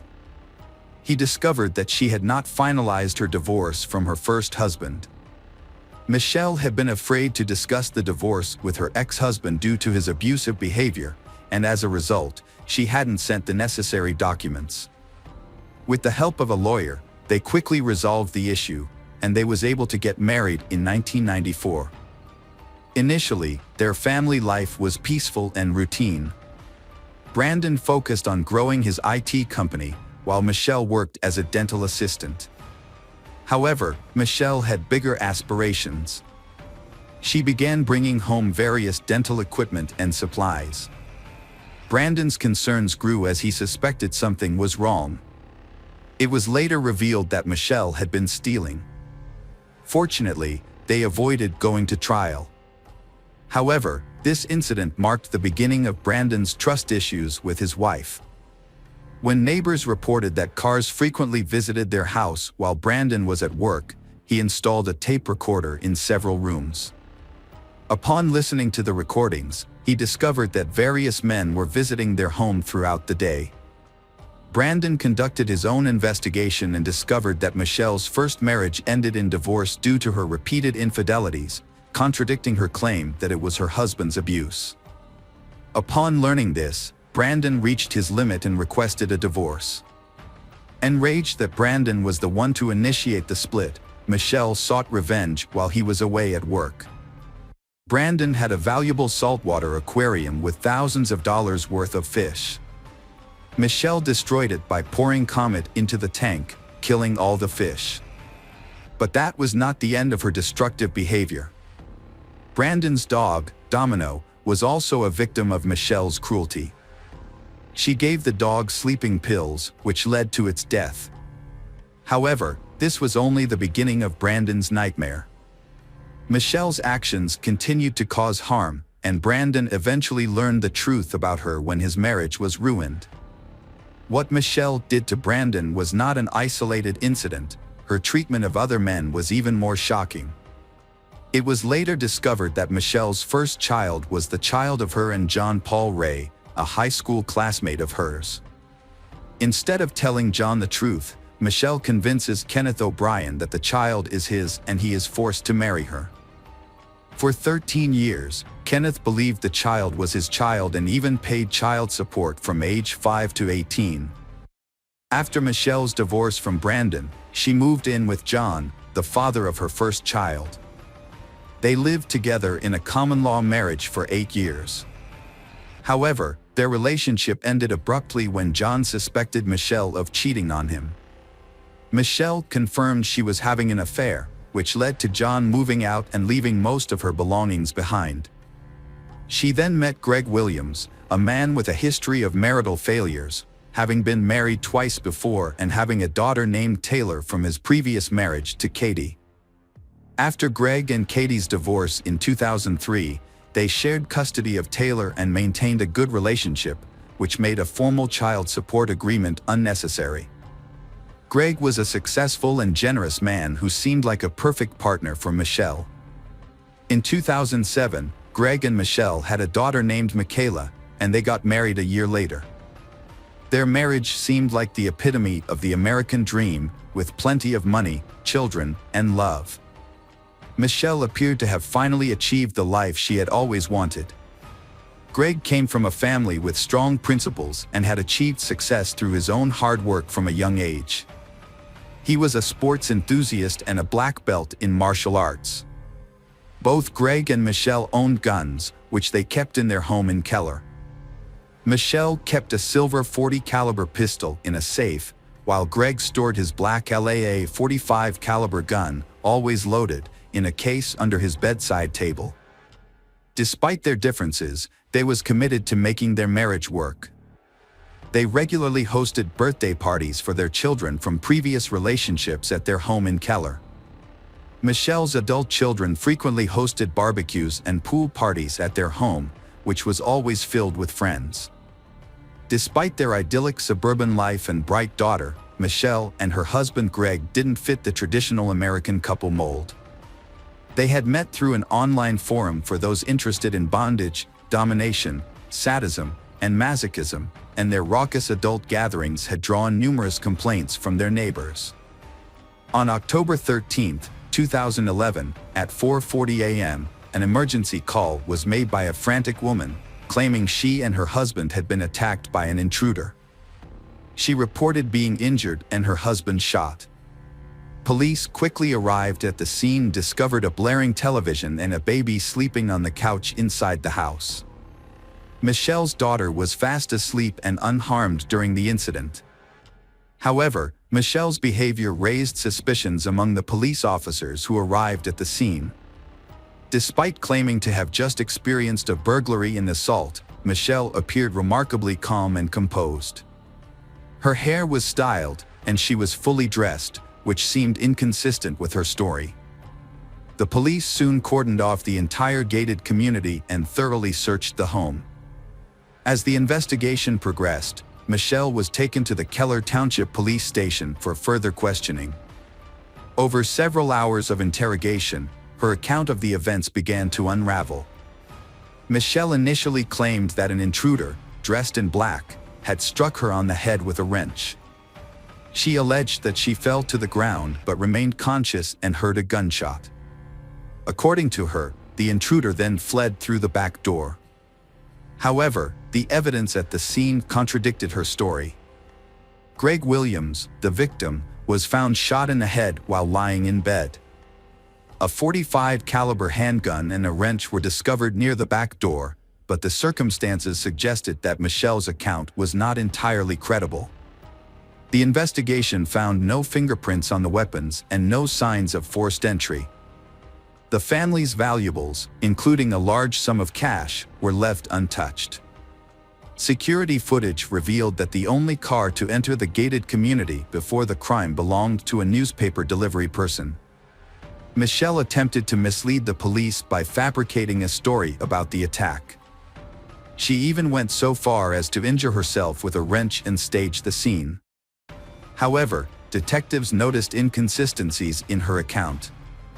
The discovery of the gun used in the crime, devoid of fingerprints, further raised suspicions. The final discrepancy was the untouched $20,000 in cash, which Michelle couldn't explain. While Michelle was unable to provide a reason for why her husband, a successful businessman and devoted father, would take his own life, she was able to justify her own actions. Michelle claimed she wanted to protect their young daughter from the painful truth about her father's death. She told the police that she had cleaned the gun and washed her husband Greg's hands to remove fingerprints, and then staged a fake home invasion before calling for help. This explanation seemed strange, but it explained why no evidence of an intruder was found. Michelle also admitted to using bleach to clean up the crime scene and hitting herself in the face with a wrench to make the attack look more believable. From the start, the police in Keller suspected that Michelle's story was not true, but at the time, they did not have any physical evidence that linked her to the crime. Michelle was arrested for lying to the police, but she was later released. Around 5 p.m. on the day of her husband's murder, Michelle visited her sister Laura's home. During the evening, Michelle cried occasionally, but her sister felt that Michelle's tears seemed insincere. Notably, Michelle didn't mention her late husband's name once. The next morning, when questioned by police, Michelle appeared to be in a great mood. She was well-dressed, had styled her hair, and was wearing makeup. Despite the ongoing investigation into her husband's death, Michelle went out for breakfast at a popular restaurant. As investigators struggled to find a motive and credible evidence, Michelle inadvertently provided them with both. During her initial interrogation, Michelle claimed she wasn't interested in money. However, her actions after Greg's death told a different story. She quickly began selling off assets from their family businesses and spending large sums of money. Michelle had been cashing checks through her husband Greg's IT company, but the exact amount is unknown. It is likely that the amount was substantial. After selling the Blueberries frozen yogurt store in Keller, Michelle made a crucial mistake. She attempted to claim the payout on Greg's life insurance policy, for which she was the sole beneficiary. The policy was taken out on August 12, 2011, nearly 2 months before Greg's death.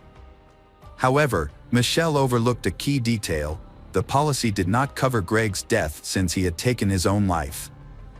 As a result, the insurance company denied her the $60,000 payout, which was the primary motive for the crime. Later, another financial irregularity came to light that raised suspicions about Michelle. It was discovered that she had used falsified financial documents to secure a mortgage loan for the house that she and Greg were planning to buy before his death. The account numbers had been intentionally altered, and the lender did not immediately detect the elaborate scheme. Following Greg's death, Michelle canceled a meeting with the mortgage company, and the fake account went undiscussed until it caught the attention of the police.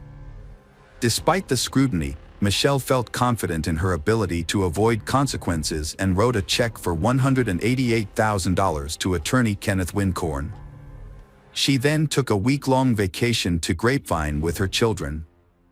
During a 3-month investigation into Greg Williams' death, police uncovered a web of deceit spun by his wife, Michelle. An autopsy revealed that Greg was shot from a distance of 12 to 18 inches. A toxicology report also showed that Greg had a large amount of sleeping pills in his system at the time of his death. Further investigation found no evidence of a break-in or assault on the house. Instead, police determined that Michelle had sedated her husband, turned up the TV volume, and shot him from close range. Their daughter was asleep in her room and did not hear the shooting. On November 3, 2011, the Tarrant County Medical Examiner officially ruled Greg's death a homicide. Michelle Williams was arrested on January 9 while on her way to a fitness center. She was charged with murder, tampering with evidence, and providing a false statement to police. As the sole witness and suspect, Michelle's bail was set at $522,000. However, she spent only a week in custody before being released on a reduced bail of $85,000. Michelle walked out of jail wearing gym clothes and a GPS monitor, accompanied by her new attorney, Kenneth Wincorn. However, this news infuriated Kathy, Greg's first wife, as she had paid Wincorn with money from Greg's estate, which she believed should not be used to defend Michelle, who was accused of killing Greg. According to online court records, Kenneth Wincorn's law firm had handled Greg and his ex-wife Kathy's divorce in 2003, and his name appeared on documents related to the custody agreement for their daughter Taylor in 2008. However, Wincorn later provided evidence showing his company, rather than him personally, had handled Greg's divorce case, which cleared him of the accusations that he had colluded with Michelle. Kenneth Wincorn learned of Greg's murder from an IT company employee. He described the news as shocking. Later, Michelle sought his help after her attempt to profit from Greg's death failed. Michelle changed her name to Shelley and presented herself as a fitness guru on Facebook. She publicly revealed her relationship with Gene Wallace, a friend of her oldest son who is nearly 15 years younger than her.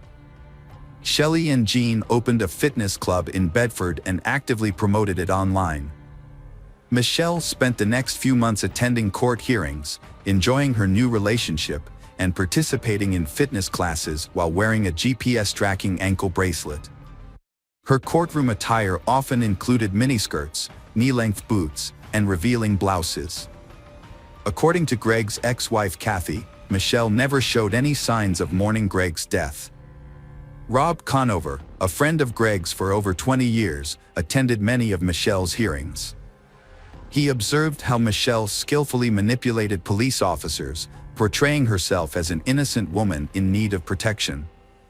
On October 9, 2013, 45-year-old Michelle took a plea deal, pleading guilty to tampering with evidence and deadly conduct.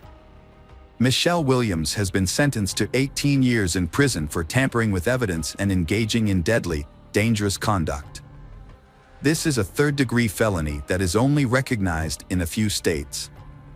Initially, Michelle admitted to cleaning the gun and her husband Greg's body, but the lack of her DNA at the scene raised doubts about the first-degree murder charge. The trial of Michelle Williams, also known as Keller's Black Widow, has begun. Prosecutors allege that she intentionally targeted her husband in 2011 to collect on his substantial life insurance policy. They described the crime as a clearly planned scheme motivated by greed. According to prosecutors, Michelle drugged her husband with sleeping pills and then shot him in the head to collect the insurance payout. Michelle admitted to cleaning the gun and Greg's body, but the lack of her DNA at the scene raised doubts about the first-degree murder charge. In a statement, Michelle's attorney, Kenneth Wincorn, highlighted the challenges in the case due to the thoroughly cleaned crime scene. If the jury finds that Michelle tampered with evidence and cleaned up the crime scene, she could receive a life sentence. During the trial, prosecutors stated that in the hours preceding the violent death, Greg Williams had a heated argument with his wife over financial issues. The altercation escalated to the point where he slapped her for spending a significant amount of money intended for a house down payment. In contrast, Michelle Williams' defense team claimed that Greg Williams took his own life.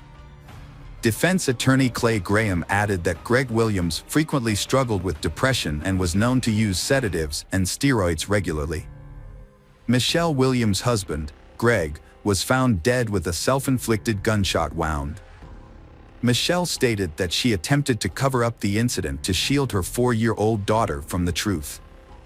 Throughout the court hearings, Michelle maintained a composed appearance but showed some emotional response when presented with photographs of her deceased husband. Michelle planned to blame Greg's ex-wife for the crime, claiming it was due to custody disputes. However, this plan was flawed as there were no actual disputes. Michelle's adult son testified against her, revealing she had asked him to assist in framing Greg's ex-wife. After many hours of deliberation, the jury found Michelle guilty of tampering with physical evidence, a felony offense. She received a harsh sentence, 60 years in prison, with the stipulation that she must serve at least 30 years before becoming eligible for parole. Michelle has not expressed remorse for her actions and continues to evade full responsibility for her crimes. She is currently serving her time at Mountain View Prison in Gatesville, Texas. Hello friends, welcome to our channel. Today we're going to take a look at another horrible case with you, the case of Kaylee Mandotti. Kaylee Mandotti was born on August 20, 1998, in Webster, Texas, to parents Tack Mandotti and Allison Steele. Her family enjoyed a comfortable lifestyle, with her mother working as a scientist and her father serving as an international executive director at MGM Resorts. Following her parents' divorce, Kaylee's mother, Allison, married NASA engineer Lawrence Buten, who resided in Houston. Although Kaylee's parents were separated, she maintained a close relationship with her father and regularly stayed in touch. Her stepfather, Lawrence, adored Kaylee and became a loving second father figure to her. Kaylee was an exceptional individual, cherished by her family and friends. She excelled as a student, team member, sister, and companion, spreading joy with her infectious laughter and kind heart. Throughout her academic career, Kaylee consistently demonstrated academic excellence and actively participated in extracurricular activities. Her diverse interests included horseback riding, piano playing, and theatrical performances. As a Girl Scout, Kaylee spent time exploring the Clear Lake neighborhood with friends and embarking on hikes with her parents. Upon graduating with honors from Clear Creek High School in League City, Texas, in 2016, Kaylee continued to pursue her passions. With a deep love for animals, Kaylee volunteered with a group called Animal Therapy. Her adventurous spirit drove her to seek out new experiences, and she aspired to try extreme sports and explore uncharted territories, always seeking thrilling experiences that brought her joy. At 19, Kaylee was a sophomore at Trinity University in San Antonio, studying communications. She was popular, with many friends, and led the cheerleading squad for the football team. Her beauty and charisma drew many admirers. During a football game, she met 22-year-old Mark Howerton, a tall, athletic professional baseball player. Initially, Kaylee didn't notice Mark, as she was interested in someone else, Jet. However, Mark was immediately smitten with Kaylee, captivated by her large black eyes and charm. Mark and Kaylee started dating in September 2017, despite their first 2 meetings not going well. Friends thought they were mismatched, as both were emotional and quick-tempered. Their relationship was marked by intense arguments and jealousy. Kaylee often had bruises and was afraid to retrieve her phone from Mark, a disturbing sign of the toxic relationship. The situation gets worse when Mark became aggressive, pulled out a gun, and threatened violence. Kaylee knew about her boyfriend's jealous nature and temper, but she would reassure her friends and ask them not to discuss their loud arguments publicly. However, on September 24, 2017, around 1 a.m., Kaylee's roommates had had enough and called the police due to loud noises and a man yelling and threatening violence coming from Kaylee's room. When the officer arrived, Mark was alone in the room, and Kaylee declined to press charges, downplaying the incident as just a lover's quarrel. Kaylee's friends suspected Mark of using controlled substances, which led to his angry outbursts. They recalled an incident where he threatened to throw Kaylee off a balcony and reported it to the police. Despite their tumultuous relationship, they was deeply in love during calm moments.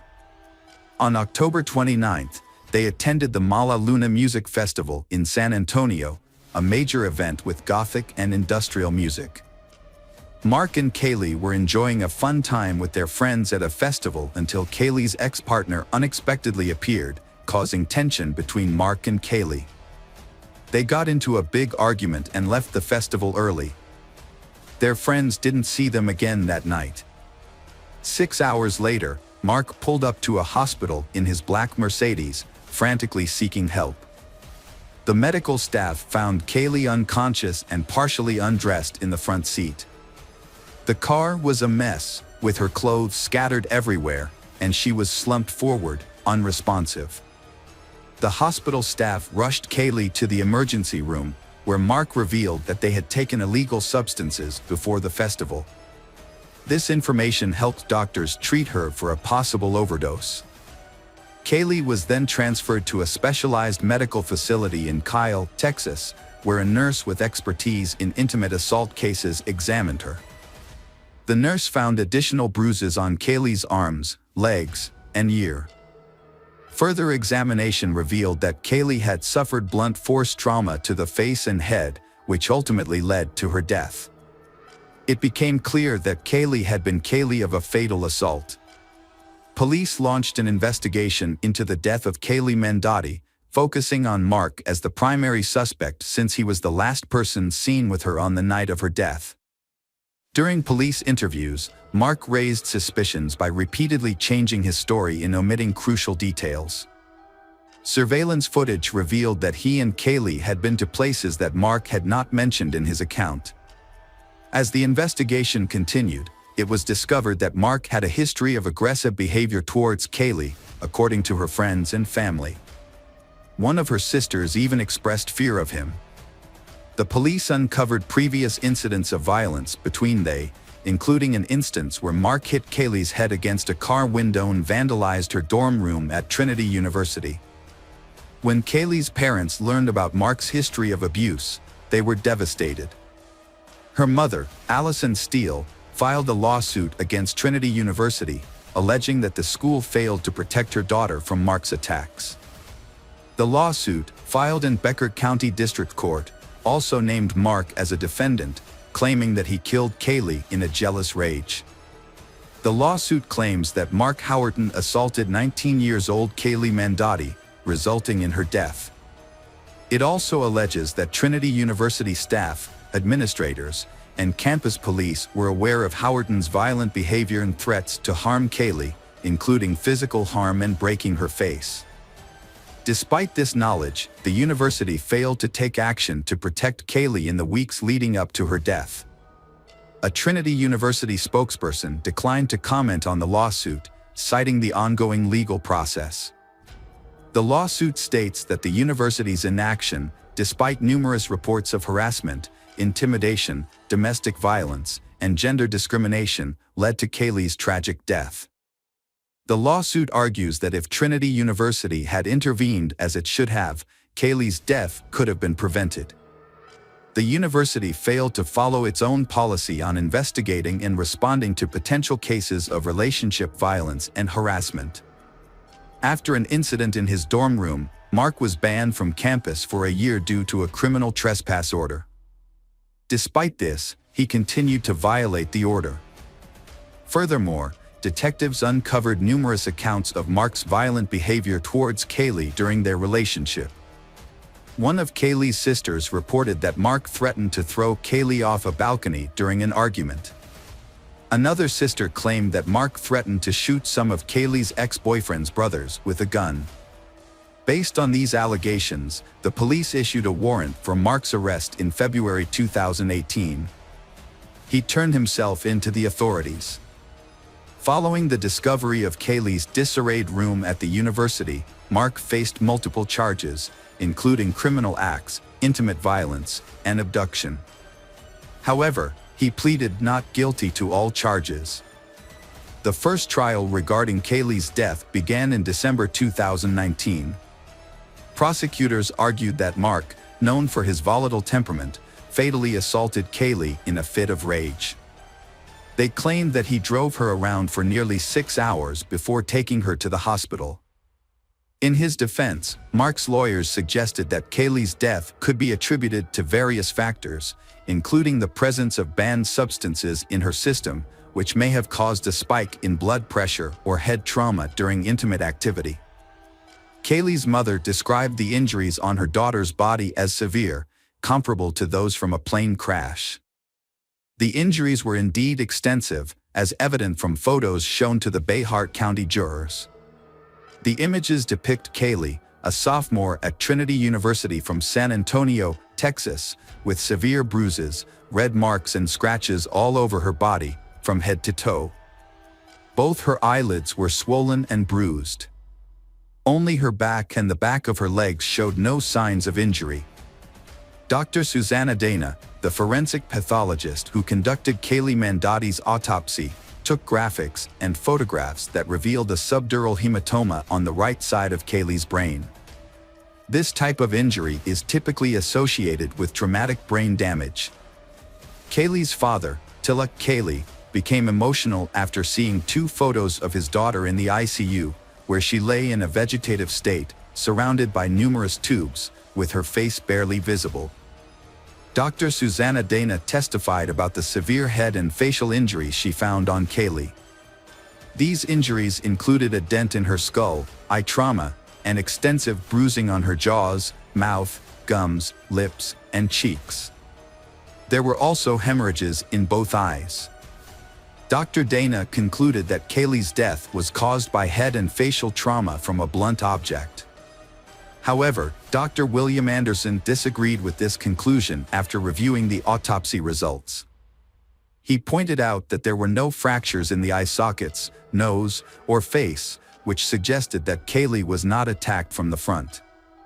Instead, Dr. Anderson believed that Kaylee's injuries were more consistent with a fall and subsequent medical treatment. Defense attorney John Hunter presented an alternative explanation, arguing that the prosecution lacked sufficient evidence to determine what happened to Kaylee Mandotti the night of the incident, making it impossible to prove Mark Howerton's involvement. During the trial, Hunter frequently highlighted Kaylee's history of drug use, including her treatment for substance dependence at a hospital. Professor Jason Wallach from the University of Sciences in Philadelphia testified that Kaylee had a high level of MDMA, ecstasy, or Molly, in her blood when her boyfriend took her to the hospital on October 29, 2017. The presence of this substance can turn a minor head injury fatal. Hunter stated that MDMA affects people differently, causing increased body temperature or electrolyte imbalances that can lead to loss of consciousness. Mark Howerton told investigators that he and Kaylee had an argument and engaged in consensual rough intimacy before she lost consciousness, but the origin and timing of her bruises remained unexplained. In December 2019, Allison believed Mark Howerton would be found responsible for her daughter's death. However, the trial ended in a mistrial due to the jury's inability to reach a verdict. Mark's defense claimed Kaylee's injuries were caused by hospital staff, leading to the hung jury in the 144th District Court, presided over by Judge Raymond Angeline. Because the jury was unable to reach a verdict, the case was dismissed, and Mark was acquitted of the charges in the first trial, leaving the case unresolved.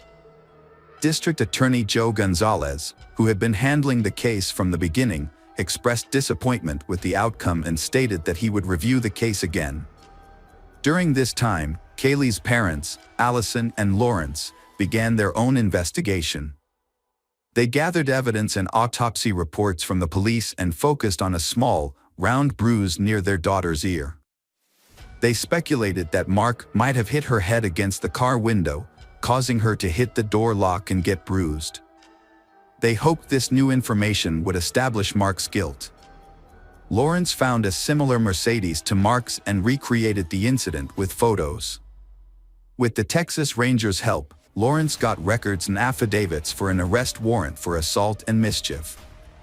The records provided a detailed timeline of events leading up to Kaylee's death and evidence found during the investigation. The authorities exposed Mark Howerton's alleged deception to the Rangers and revealed the evidence that resulted in his arrest. Prosecutors described Howerton as a controlling boyfriend who constantly called Kaylee Mandotti, took away her phone, and isolated her from friends. 2 weeks before Kaylee's death, Howerton physically assaulted her, pushing her against a brick wall and trashing her dorm room. After the incident, Kaylee asked for space, but Howerton responded with dozens of messages, including a threat to end his life. Kaylee pleaded with him not to harm himself. That evening, Howerton called Kaylee around 200 times. Later, they attended a festival where they argued over Kaylee's ex-boyfriend. Mark Howerton took Kaylee from the festival, drove her to a deserted parking lot near the Whataburger headquarters, and spent over an hour there, according to GPS camera records. Prosecutors believe that it was in this parking lot where Mark Howerton attacked and killed Kaylee Mandotti. Kaylee Mandotti's family expressed gratitude to the Texas Rangers for their diligent efforts in securing suitable criminal charges against Kaylee's alleged attacker. Mark Howerton's pre-trial began in June 2023. During the trial, the prosecution initially considered presenting a video recorded by Kaylee's parents in the hospital that showed her injuries, but ultimately decided not to use it. The prosecution took into account evidence gathered with the assistance of the Texas Rangers, despite potential complications and new disputes. Mark Howerton was found guilty of aggravated assault resulting in bodily harm that led to a lethal outcome. He was sentenced to 20 years in prison, a fine of $110,000, and ordered to pay restitution to Kaylee Mandotti's family. Furthermore, he was prohibited from contacting over 20 individuals connected to the case. Now over 30 years old, Mark is serving his sentence in the Wilsey County Jail and will be eligible for parole in 2033. The conviction brought some closure to Kaylee's family, but felt the sentence was not enough for their loss. In the second trial, Mark Howerton faced additional charges, including aggravated assault and criminally negligent homicide, on top of the initial manslaughter charge. The prosecution changed its strategy to build a stronger case against him. However, Kaylee's family and prosecutors were unhappy with the outcome and pushed for a retrial. Kaylee Mandotti's tragic story shows the devastating effects of violence on a young life and her family's struggle for justice. Kaylee's story is a powerful reminder of the consequences of violence against young people with promising futures. Despite the conviction, her family believes the verdict does not bring justice for their daughter. In 2021, Allison filed a civil lawsuit against Trinity University, alleging negligence in protecting her daughter. She claimed the university failed to inform Kaylee's guardians about Mark Howerton's destructive behavior in her dorm room and took no action against him, allowing him continued access to her daughter. It is unclear whether evidence collected by Allison and Lawrence was presented during Mark Howerton's trial. However, in 2023, he was found guilty of aggravated assault causing bodily harm, despite being acquitted of the more serious charge. Prosecutors noted that Kaylee's family was satisfied with the verdict, as it brought an end to the prolonged legal proceedings. Hello friends, welcome to our channel. Today we're going to take a look at another horrible case with you. The case of Gabriela Alcano. Gabriela Alcano was born on May 17, 2001, in Santiago, the capital city of Chile. She was the only child of Federico Alino and Carolina Donosa Campos, and the first grandchild in a large, close-knit family. Her paternal uncle, Rodrigo, who served as her godfather, and her grandfather, Carlos, both adored her deeply, with Carlos regarding her as the central figure in his life. Gabriela grew up in a loving and supportive environment, despite her family's modest means. Her parents, though not wealthy, worked hard to provide her with a good education and upbringing. When Gabriela was 5, her parents divorced, and she lived with her mother, who dedicated herself to raising her. Her father, however, remarried and had 2 younger sons, but he continued to support Gabriela and her mother financially and remained involved in her life. Gabriela was a sweet and friendly child, who was a bit shy but made friends easily. Her gentle nature and lovely appearance earned her admiration from those around her. She excelled academically, enjoyed music, dance, and art, and her parents encouraged her talents. Gabriela cherished her relationships with her younger half-brothers, spending quality time with them at her father's nearby home during weekends and holidays. Overall, Gabriela's childhood was a happy and carefree time, filled with love and support from her family. Gabriela's first love was at the age of 15. She fell for Fabian Chasis Aravan, a fellow student who was a year older. At first, their relationship was innocent and sweet. They would walk together, share ice cream, and steal kisses. Fabian came from a good family with well-respected parents who valued education and raised him to be a good person. However, Fabian was a quiet and private person who struggled with social interactions. He would avoid eye contact and turn away from others, leading many to think he was just shy. Gabriela's father met Fabian and thought he was a calm, dependable, and responsible young man. He had a serious talk with Fabian, asking him to take care of Gabriela, and Fabian promised to do so. Initially, Fabian made an effort to be attentive and caring. However, as time passed, a different side of Fabian emerged. He became controlling and cruel, revealing a darker aspect of his personality. Fabian's controlling behavior dominated the relationship. He was intensely jealous and dictated who Gabriela could and couldn't interact with. He monitored her phone activity, insisting on instant responses to his calls and messages, regardless of the time. If she failed to comply, he would throw tantrums, displaying childish and abusive behavior. During the first 6 months of their relationship, Gabriela attempted to downplay Fabian's frequent outbursts of anger and jealousy, believing they would eventually subside. Blinded by her love for him, she tried to meet all his demands and held on to the hope that he would revert to the caring and gentle person she initially fell in love with. Fabian's behavior became increasingly irritable, volatile, and aggressive. He emotionally drained Gabriella, progressing from verbal abuse to physical mistreatment. He would slap her, pull her hair, or grab her hands, often leaving no visible marks. However, bruises would occasionally appear on her wrists and shoulders, evidence of Fabian's rough handling. Gabriella tried to hide her situation, but her loved ones noticed her depressed state and frequent tears. She was no longer her usual cheerful and outgoing self, instead withdrawing from friends and avoiding contact with people Fabian had forbidden her from seeing. Gabriella repeatedly tried to end her relationship with Fabian, but he would not let her go. Despite her efforts to break free, he would pressure her into getting back together. This cycle of breaking up and reuniting continued for over a year, marked by Fabian's stalking, threats, and harassment. In 2017, Fabian got into trouble for physically attacking a classmate outside of school. Although the details of the incident were unclear, he was accused of mistreatment and assault, which could have led to jail time. However, the case was settled out of court, and Fabian was expelled from school.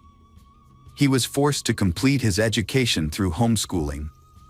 When Gabriella finally decided to end the relationship for good, Fabian became angry and desperate.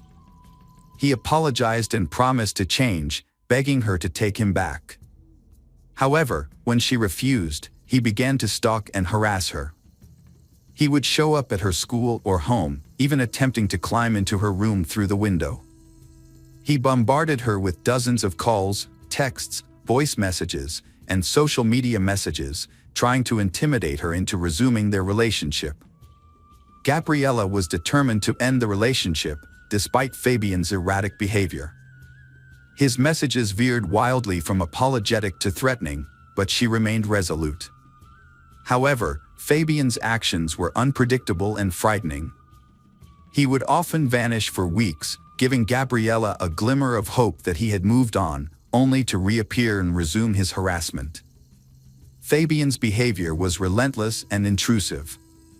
He would follow Gabriella everywhere, showing up unexpectedly and causing public scenes. His outbursts were loud and intimidating, leaving Gabriella feeling anxious and fearful. As a result, she became reluctant to be alone, always seeking the company of friends or family after school. She would often meet her mother at work and travel home with her, or ask her father or uncle to accompany her on trips. This constant vigilance took a toll on Gabriella, leaving her exhausted and drained over several months. A devastating series of events began to unfold for the Alcano family when a burglar broke into the home of Federico's second wife, taking her life in a tragic turn of events. At the time, the children were at school and Federico was at work, leaving her alone and vulnerable. Fortunately, the perpetrator, a neighbor with a prior conviction, was apprehended immediately. Gabriella and her mother rallied around Federico, offering emotional support and helping him care for the children during this difficult time. Although Gabriella's thoughts were temporarily diverted from Fabian, who had gone missing around the same time, she remained focused on her own goals. She was busy preparing for entrance exams, hoping to secure a spot at one of Santiago's most prestigious universities, where she aspired to study journalism or advertising. However, this tragedy was only the beginning of a series of heartbreaking events that would soon befall the Alcano family. In May 2018, Fabian suddenly re-emerged, beginning a campaign of obsessive stalking that made Gabriella feel unsafe in all aspects of her life. He was able to access her property by climbing over the fence and even showed up at places she regularly visited, such as the supermarket and the mall. By early June, Gabriella was so alarmed by his behavior that she sent screenshots of her disturbing messages with Fabian to her two closest friends, including audio recordings where he explicitly threatened her and demanded they restart their relationship. Gabriella was secretly living in fear for her own safety and that of her loved ones, but she chose not to share her concerns with her family to avoid causing them unnecessary worry. On June 10, 2018, the Alino family came together to celebrate a milestone birthday, Carlos's 80th. Tragically, this joyful gathering would turn out to be the last day of life for Gabriella and her mother, Carolina. The evening had begun on a happy note, with the house filled with laughter, music, and the warmth of a big family meal. As they celebrated Carlos's special day, everyone wished him good health and many more years to come. Gabriella played with her younger brothers and her uncle Rodrigo's children, but despite the festive atmosphere, she seemed somewhat preoccupied and distant. Her uncle noticed her unease and decided to approach her, asking if everything was okay and if something was troubling her. Gabriella gave a sad smile and shrugged, but didn't explain why she was nervous. Her uncle chose not to pry, thinking she would open up when she was ready. However, he later regretted not pressing her for more information. After the party, Federico drove his ex-wife and daughter home. He kissed Gabriella on the forehead, told her he loved her, and reassured her that she could always count on him for support. He then returned home with his younger children. Tragically, this was the last time he saw his eldest daughter and first wife alive. In the early hours of June 11th, a horrific crime took place. Fabian, armed with a hunting knife, climbed over the fence of his ex-girlfriend's house. He planned to sneak into Gabriella's bedroom through the window and attack her. However, just as he was about to enter, the lights turned on, and the back door creaked open. Carolina, who had been unable to sleep, had gotten up to investigate the noise. Fabian pounced on her, pushing her back inside, and began stabbing her repeatedly. Fabian brutally stabbed his Carolina 36 times, with most of the wounds inflicted on her chest, neck, and head. This attack was fatal and left her with no chance of survival. Carolina only managed to scream a couple of times before falling silent. The noise from the attack woke up Gabriella, who rushed downstairs to see what was happening. As she went down, she saw Fabian, covered in blood and clearly enraged. He caught hold of her and dragged her down. Gabriella was desperately trying to call the emergency services with her phone, but she couldn't make the call. In a horrific act, Fabian attacked Carolina and stabbed her once in the chest, piercing her heart and instantly killing her. He then moved her body to the kitchen. After the murder, Fabian tried to cover his tracks by wiping away his fingerprints and cleaning the bloody footprints. He also washed himself and the knife in the bathroom. After cleaning up, Fabian left the house quietly around 5:30 a.m. without being noticed by the neighbors. Following the event, Federico appeared unaffected. However, concerns grew when Carolina, typically a reliable and communicative colleague, missed work for 2 consecutive days without answering her phone. Her employer contacted Federico, asking him to find out what had happened to Carolina. When questioned, Federico was surprised and claimed to have called Carolina, but she was unreachable, as was Gabriella, whose phone was off. Next, Federico phoned his brother, Rodrigo, but Rodrigo stated that he had neither seen nor heard from the missing individuals since their friend's birthday. Following the phone call, Federico decided to pay a visit to Carolina's home. The property appeared uninhabited. Nonetheless, Carolina's vehicle remained in the garage. Without forcibly entering, despite possessing a spare key, Federico merely checked on the status of the property. Federico called the police and asked them to check the house, but he didn't enter himself because he was afraid of what he might find. The police officers were puzzled by this, especially since he had a key. When they finally entered the house at 11 a.m., they found the lifeless bodies of Carolina and Gabriella on the kitchen floor, surrounded by pools of blood. Despite the obvious fact that the women had been dead for over a day, Federico was overcome with grief and irrationally demanded that the police call an ambulance to save them. The police had to calm Federico down, but his behavior raised suspicions, and they took him outside to a police car for questioning. When he tried to leave the car and found the door locked, he became agitated and demanded to know why. It was then that he realized he was the main suspect in the double homicide. Federico was shocked and devastated by this turn of events, unable to comprehend how he could be suspected of killing his own daughter. Rodrigo arrived shortly after and was equally shocked to learn that his brother had not been released.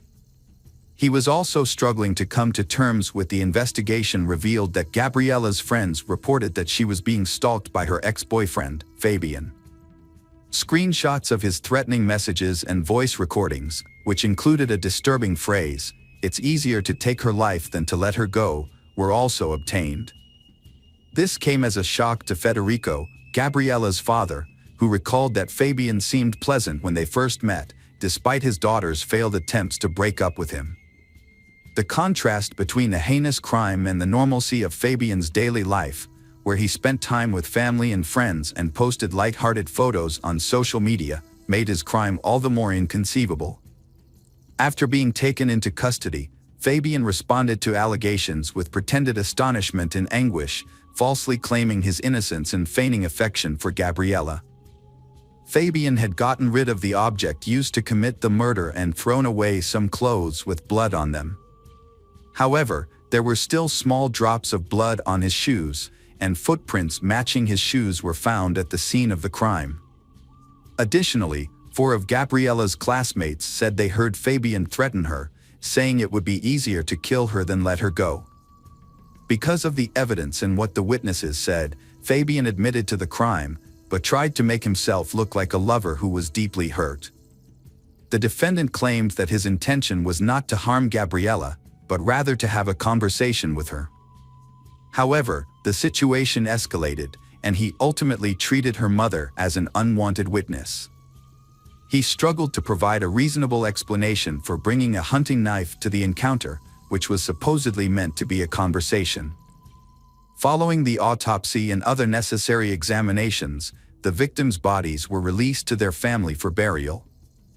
A large crowd gathered at the funeral to pay their respects to the deceased and offer condolences to their loved ones. Gabriella was laid to rest in a white dress she had always wanted to wear but never had the chance to. Coralina was buried in a closed casket due to the severe mutilation of her face. Fabian's family hired a skilled lawyer who developed a strong defense strategy, aiming to secure a minimal sentence for his client. During the initial court hearings, the lawyer highlighted Fabian's young age and clean record, pointing out that the attack on his classmate had been resolved outside of court. However, the victim's family pushed for a more severe charge of femicide, which was rejected by the prosecution due to the specific requirements of Chile's law. Since Fabian and the victim were not in a romantic relationship at the time of the crime, the case did not meet the criteria for femicide. The lawyer also argued that Fabian had acted on impulse and was in a state of distress when he committed the crime. As a result, Fabian faced a potential 15-year sentence for the double homicide and assault charges. The victim's family, understandably, demanded the maximum punishment for Fabian. After the initial hearings, the judge gave both the prosecution and defense 6 months to gather evidence. Fabian's lawyer requested his release pending trial, but the judge denied this request, keeping Fabian in custody. Gabriella's father was furious. He lost 2 loved ones to violent deaths. Now, the person responsible for the murders of his ex-wife and daughter might receive a lenient sentence. The defense lawyer tried to blame the victims, and the authorities seemed willing to accept this excuse. In response, Gabriella's father and uncle, along with women's rights groups, proposed Gabriella's Law. This law would broaden the definition of femicide to include intimate partner violence, regardless of whether they was married or cohabiting. The National Office for Women and Gender Equality soon joined the cause, actively pushing for the law. Although the bill faced opposition due to concerns that it could lead to new charges and stricter penalties for perpetrators already in prison, feminist groups nationwide rallied behind the Alino family. They organized marches and demonstrations in support of Gabriella's Law. In August 2019, a year and 3 months after the tragic murders, significant changes were made to Chile's femicide law. Known as Gabriella's Law, These amendments aimed to strengthen the country's response to violence against women.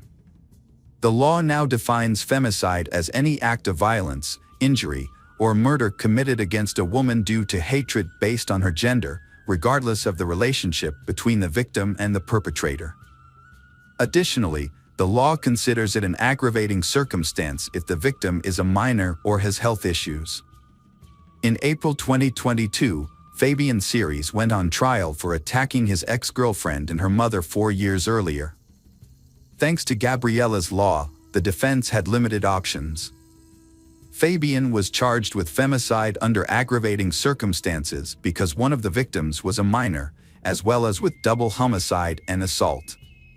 On April 20th, he was sentenced to life in prison without the possibility of parole.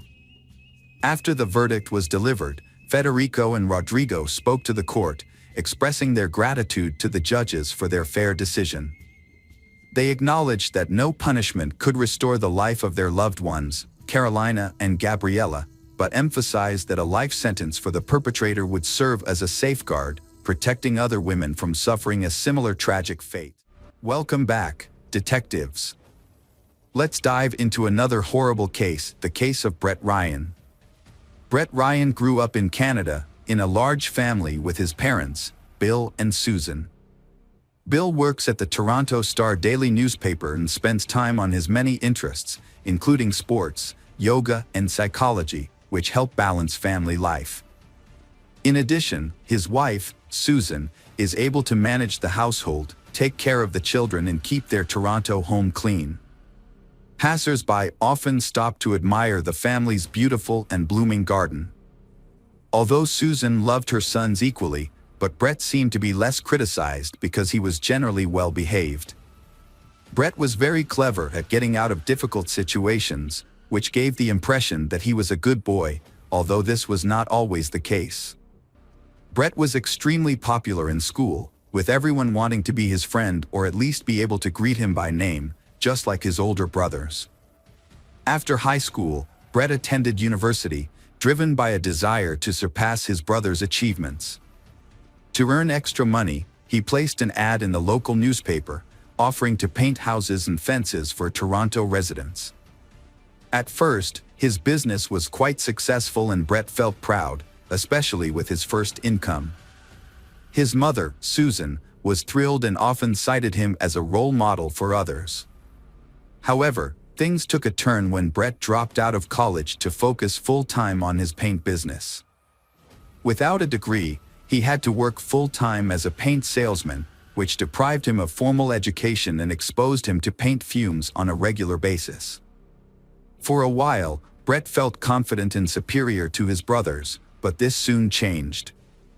After a couple of years, his brothers, Christopher and Leland, graduated and landed jobs in their specialized fields. Christopher worked for the Toronto Transit Commission, and Leland became the family artist and designer. As they established their careers and moved out of their parents' home, Brett's power began to diminish significantly. To save money on rent, Brett continued to live with his parents and younger brother, who attended a school for gifted children. Brett's financial situation grew more dire over time. By 2007, when he turned 26, his debt had surged to more than $60,000. This burden led to depression, but despite his inner turmoil, Brett maintained a cheerful exterior, always willing to lend a helping hand and participate in volunteer work. His friends and acquaintances were unaware of the immense emotional pain he was hiding. Brett faced a severe situation on October 28, 2007. With winter approaching, he had no orders. Left with no other choice, Brett wore his oldest clothes, including a hat, a long sweater his brother had given him and a long scarf his mother had knitted. It was the first time he had worn the scarf, but it was finally coming in handy. He wrapped it around his face, leaving only a narrow slit for his eyes, and headed for the bank that was on the outskirts of his neighborhood. Brett stood in line at the bank, holding a thick folder and favoring his right foot as he waited his turn. When the bank employee called him forward, he approached her and spoke in a hushed tone. He calmly informed her that he had a gun and urged her to remove all the cash from the register and hand it over to him. He warned her that if she didn't comply, he would start shooting, and she would be the first person he would harm. She with trembling hands handed him all the cash from the register. Brett quietly exited the building, careful not to draw the attention of the guardians. Once outside, Brett took off running. He counted the money he had stolen from the bank, but it wasn't much, just over $1,000. To pay off his debt, he calculated that he would need to rob about 60 more banks, a crazy idea, but to him it seemed like the only option. For the first few days, Brett was fearful that the police would somehow catch up with him, so he avoided going home. He told his mother he had a job in a neighboring town and spent his nights sleeping in his car. Periodically, Brett would sneak back to his house to check if there were any police cars staking out the area. Finding none, he felt reassured that he was in the clear. The first robbery was followed by a second, then a third, and a fourth. Each time, Brett changed his clothes, opting for second-hand or discarded items he found in the trash. He would burn the used clothes after each crime. Brett also bought a beard from a costume party store to further disguise himself. Brett committed a string of bank robberies in the Toronto area, and his distinctive beard made a lasting impression on the witnesses. His total intended theft across all instances never exceeded $3,000. Brett's luck ran out when police spotted his car on surveillance cameras and followed him home. They tracked his exact route, gathering details from various vehicles to prove his guilt. Further inquiries yielded little new information, so the authorities closely tracked a particular road in an attempt to shed light on the case. Their patience and hard work finally paid off. They found a potential lead. This person of interest, a bearded man, was found walking alone near a bank and was promptly detained by the officer for further investigation. Brett was under investigation for 7 months before being charged with robbery with a firearm, despite having a gun permit. Notably, he never actually carried a gun or any other weapon during the robberies. He didn't even bring a kitchen knife. Initially, he was charged with 19 counts, but after multiple appeals filed by him and his family, only 8 of those counts were upheld. Upon being given the opportunity to apply for parole, Brett submitted a petition. In it, he asked the authorities to consider the circumstances that led him to commit the crimes, including severe depression caused by 2 failed relationships and a significant amount of debt. He also reiterated that he had never intended to harm anyone during the robberies, as evidenced by his lack of weapons. His remarks were taken into account, but as a condition of his potential parole, he was required to undergo a session with a psychologist. The sessions had a positive impact on Brett. During his time in prison, he had lost touch with his family, but he took the initiative to reconnect with them. The positive changes in Brett were noticed by the commissioners, and on November 24, 2010, he was released from prison. However, the freedom he had fought so hard for turned out to be more challenging than he had anticipated. Prior to his career as a painter, Brett struggled with deep emotional pain that weighed heavily on him. He had previously been a bank robber and served time in prison, which damaged his reputation. As a result, no company would hire him, and even those who initially hired him for house painting services would cancel once they discovered his true identity. The neighbors, who once admired Susan's garden and visited frequently, now spread unpleasant rumors about the family. The Brett family quickly sold their house and relocated to Scarborough.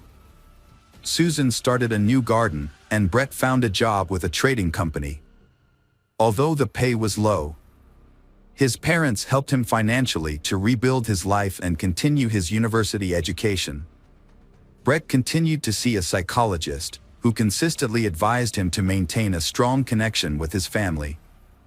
Brett's life took a turn for the better when he met Kristen Baxter in September 2011. Kristen was an amazing person who had her own apartment with a stunning sea view. She was also into sports, which helped her stay in shape. What Brett appreciated most about her was that she didn't care about his past. They enjoyed traveling together, including a trip to Australia. Brett's parents were thrilled to see their son in a happy relationship and were confident that Kristen would encourage him to reach his full potential. However, just when everything was going well, tragedy struck. Brett's father passed away, leaving him in shock and sending him into a depressive state. As a result, Brett started visiting his psychologist more frequently to cope with his emotions. Brett was juggling two responsibilities: supporting his mother financially and nurturing his relationship with Kristen. They were both young adults, eager to build a stronger and more significant relationship with each other. Brett fell deeply in love with Kristen and decided to carry out an important plan. He had some savings and, after discussing his plans with his mother, decided to propose to Kristen with a ring. His mother supported his decision and gave him money to buy a ring. Although Kristen didn't need an expensive gift, Brett chose a gold ring with a large diamond to make the proposal special. Kristen happily accepted his proposal. As they began planning their wedding, Brett agreed with Kristen's decisions, but he was worried about the high costs and how they would affect his job. Brett found a job opening at a large technology company on the internet and applied for it. He updated his resume and submitted it, and was even invited for an interview, which he successfully passed. As a result, he was offered the job and was thrilled. He eagerly shared the news with his fiancée and mother, and asked them for money to buy an expensive suit for work. His mother agreed to help him, and he purchased the suit. However, just as Brett was about to start his new job, the company called him to inform him that they had to withdraw their offer. The security department had discovered his past criminal record, and the company could no longer hire him. This news was devastating for Brett, and his mood plummeted. He felt like giving up on his job search and education, wondering why he was wasting his time applying for jobs that he would never get due to his past mistakes. He decided that it would be better to use the money his mother and brothers had given him for something else. Brett had dropped out of university, but he didn't tell his family or his counselor. To maintain the illusion of success, Brett would wear a suit and tie, then change into casual clothes on the way to his job as a house painter. He would tell his relatives that he worked in an office. To further deceive his loved ones, Brett would post fake photos on social media, pretending to be at work or attending business events. He would also fake phone calls, making it seem like he was busy with work-related issues. Brett's family had no idea that he was hiding the truth about his life. As Brett's wedding to Kristen approached in September 2016, his deception reached new heights. He rented an expensive restaurant for the reception, which cost $100 per guest. His family was thrilled, believing that Brett had finally turned his life around with a prestigious job and a beautiful fiancée. However, Brett's deceptions became so overwhelming that he could no longer control his lies. Brett's wedding was just a month away, and he was struggling to cover the costs. He had been borrowing money from his mother, but when she could no longer help him, he pressured her to find a higher-paying job. Meanwhile, he was planning a bachelor party and had invited all his friends and brothers. Brett had a secret. He had been lying to his family for a year about working as an engineer for a technology company. When he finally confessed to his counselor, the counselor advised him to come clean to his mother. After much procrastination, Brett told his mother the truth, which devastated her. She bragged to everyone about her son's success. Brett's mother demanded that he tell his fiancée, Kristen, the truth, threatening to do so herself if he didn't. She also warned him that his brothers were aware of the situation and were on her side. However, Brett couldn't bring himself to confess to Kristen, despite knowing that the wedding was unlikely to happen due to his deception. With less than a month to go before the wedding, Brett remained silent, knowing that Kristen deserved to know the truth before it was too late. Brett was anxious about his mother revealing a potentially scandalous secret to his fiancée, Kristen. Every time her phone rang, he would tense up, holding his breath until he realized it wasn't his mother on the line, but rather one of Kristen's friends inquiring about her wedding plans. Eventually, Brett came up with a plan to silence his mother for good. As a convicted felon, Brett was prohibited from owning firearms. He decided to use a crossbow, a silent and deadly weapon, to carry out his plan. Interestingly, his late father had taught him how to shoot a crossbow at targets in their garden, a hobby that Brett had excelled at. Brett purchased the crossbow and arrows at a local sporting goods store and hid them in his garage, disguising them among construction debris. He also created a fake alibi by rigging his computer to automatically post pre-written comments on YouTube. He achieved this by attaching a spoon to a fan, which was connected to his computer. The fan was set to a timer, making it seem like Brett was actively using his computer at the time of the crime. Brett made everyone believe that he spent the whole day at home, watching videos and commenting on them. However, on the morning of August 25th, he had other plans. He put on disguising clothes that concealed his face, sneaked out of the house through the back door to avoid the security cameras, and took a train to his parents' house. He wants to eliminate anyone who might stand in the way of the peaceful life he and Kristen are building. When Brett arrived at his parents' house, his mother, Susan, was taken aback by his unexpected visit. She wasn't feeling well that day, but Brett persisted in persuading her not to reveal his plans to his future wife. Despite her poor health, Susan firmly refused to comply with Brett's demands. As he continued to pressure her, Brett's anger escalated, and Susan sensed that something was terribly wrong. She noticed the crazed look in her son's eyes and warned him that she had already called for help and that Christopher was on his way. Brett's anger reached a boiling point. He rushed to the garage, grabbed a crossbow, but his rage and adrenaline surge made him unable to aim properly. Instead, he used the crossbow's butt to bludgeon his mother. To ensure she was dead, he tightened a rope around her neck. After covering her body with plastic bags, Brett loaded the crossbow with arrows, ready to face whoever was coming next. Brett's brother Christopher was lured into a trap by the suspect. As he entered the garage or the yard, Brett, who was hiding in the bushes, ambushed and shot Christopher in the neck. Christopher died shortly after the attack. Alexander, the youngest brother, was the next target. The suspect had also managed to lure him, but Alexander's outcome was different. Shot in the neck with an arrow, Alexander was critically injured but didn't die instantly. He screamed and cried for help as the attack took place. Throughout this violence, Leland remained asleep on the second floor, oblivious to the crime happening nearby and to the identity of the perpetrator, who was also a family member. It was Alexander's screams that startled Leland out of sleep, ran downstairs, and stumbled upon the horrific scene of his brother Brett trying to strangle Alexander.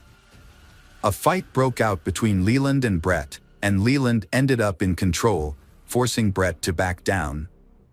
Leland immediately fled to a neighbor's house and called the police. With no means of escape, Brett remained in the house, realizing too late that his actions had disastrous consequences. In a desperate attempt to make amends, he composed a text message to Kristen, pleading for her forgiveness. Upon arriving at the scene, police officers found Brett, covered in blood, sitting beside his critically injured brother Alexander, who would later succumb to his injuries in the hospital. Brett voluntarily surrendered to the authorities, requesting to be handcuffed and taken into custody. During his confession, he revealed the location of his mother's body, hidden beneath packages in the garage, and acknowledged that she was beyond help.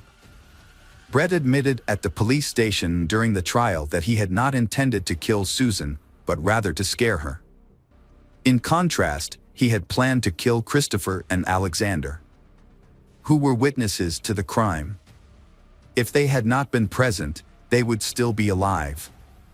Brett attempted to justify his actions by citing his struggles with depression, but this did not lead to a more lenient sentence. Despite Brett's cooperation with the investigation and his voluntary confession, the judge imposed 3 life sentences, 1 for each murder. Brett will be eligible for parole in 2041. Leland, the sole survivor of the incident, has refused to speak to reporters, but he is well known in Toronto as the one who narrowly escaped the carnage. Welcome back, detectives. Let's dive into another horrible case. The case of Joseph Saunier. Joseph Saunier was born in 1955 to a respected family of doctors in Shreveport, Louisiana. From a young age, he aspired to follow in his family's footsteps and become a doctor. With exceptional abilities, Joseph earned a Bachelor of Science in Medical Science from the University of Baton Rouge in 1976. He then applied to Louisiana State University in Shreveport and began working at Parkland Hospital in Dallas, Texas. Joseph effectively balanced his university studies and work. He consistently refined his knowledge through hands-on experience at the hospital. The hospital management recognized Joseph's success and dedication, and in his final year of training, he was appointed chief resident. After completing his studies, Joseph chose to specialize in pathologic anatomy and went on to become a pathologist and laboratory director in Leck, Texas. Joseph's life was marked by personal tragedy, including the loss of the woman he loved, Becky. His 27-year marriage, which he considered happy, ended in divorce when his wife fell in love with another man. Joseph accepted her decision and agreed to the divorce, believing that the woman he loved had found happiness. Joseph had a strong sense of responsibility and nobility. After his divorce from Becky, he maintained a warm relationship with her and continued to support their 2 sons. 2 years later, Becky was killed by her new husband. Joseph was shocked by her death. He often thought about their past family life and mourned her loss. Despite his own grief, Joseph remained a source of strength for his family. He took care of the funeral expenses and helped his sons cope with the trauma. His sons later credited his support for helping them overcome their pain. The tragedy had a profound impact on Joseph. He devoted himself to his work and raising his sons. However, the grief finally gave him the motivation to change his life. He decides to start a new chapter in a new city. In 2007, Joseph moved to Leck, Texas, with his sons, where he became the chief pathologist at Covenant Health System. Feeling the need for a change, Joseph enrolled in a local dance studio. He enjoyed the classes and met new women, which helped fill the void in his life. A few times, Joseph attempted to form connections with his dance partners, but it never worked out. That was until Michelle Tina walked into his dance class on a warm summer evening. Her elegance, poise, sense of humor, and sparkling eyes immediately caught his attention. Her radiant smile illuminated the room, and Joseph knew right then that she was the one he had been searching for. Michelle, too, noticed Joseph's confident and respectful demeanor on the dance floor. As they danced together, the 47-year-old Michelle and 57-year-old Joseph found that they complemented each other perfectly. As they continued to dance together, they grew closer with each passing session. Eventually, Joseph asked Michelle out on a date, and she agreed. This marked the beginning of what seemed like a happy new chapter in both of their lives. Michelle possessed an irresistible charm that had a profound effect on men. Michelle was a classic example of a femme fatale, a woman with an undeniable magnetism that drew attention and sparked passion in those around her. Michelle, like Joseph, is also starting a new life after personal emotional breakdowns. She is running away from the fear and anxiety associated with Mike Dixon, owner of a private clinic for cosmetic surgery. Michelle met Mike in 2008 when she came in for Botox injections. At first, there was just casual social interaction between them, then light flirting followed and they began a romance. Michelle is a successful and free woman. She worked as an executive in the NFL, built a successful career, and didn't lack for anything. Mike, on the other hand, is bound by his marriage. A few months after living a double life, his wife discovered his affair with Michelle and filed for divorce after 20 years of marriage. Mike is so captivated by Michelle that he barely notices that he is losing everything.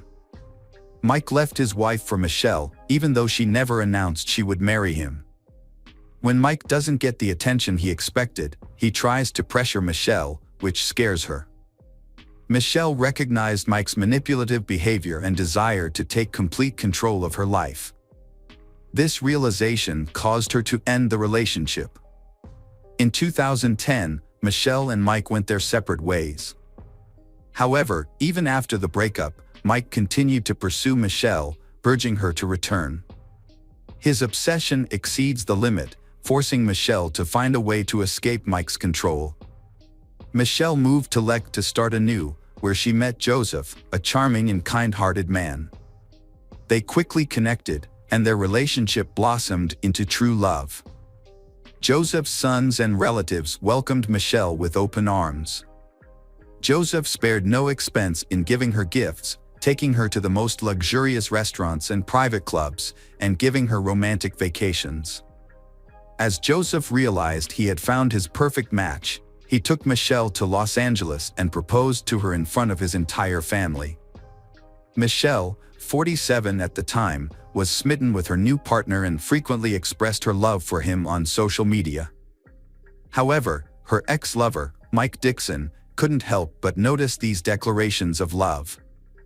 Mike is furious when he discovers that Michelle has moved away and is planning to marry Joseph. He realized he couldn't win her back but still dared to propose that they rekindle their past relationship, suggesting they become lovers again. Michelle firmly rejected his proposal, refusing to engage in a love triangle, and immediately informed Joseph about Mike's suggestion.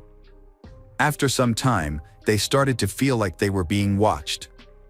At one point, they even noticed something that looked like a camera flash through the backyard window, but they didn't pay much attention to it, not realizing the seriousness of the problem. The situation got out of control on July 11, 2012, when a gardener came to Joseph's house to discuss a garden renovation project. When the landscaper arrived at the home, he tried to contact Joseph but got no response. He saw an open door and, thinking Joseph might not be able to hear him, went inside. The house was in disarray, and there was a bullet hole near the front door, indicating a possible intruder. The landscaper cautiously went further inside, looking for Joseph. In the garage, he found Joseph lying in a pool of blood on the floor with no signs of life. Joseph's body had stab and gunshot wounds, leading the landscaper to think the perpetrator might be nearby. He immediately left the house and called for help. At 2:48 p.m., the police department received the call, and several patrol cars were sent to the scene. When the officers arrived, they found Joseph Sonnier.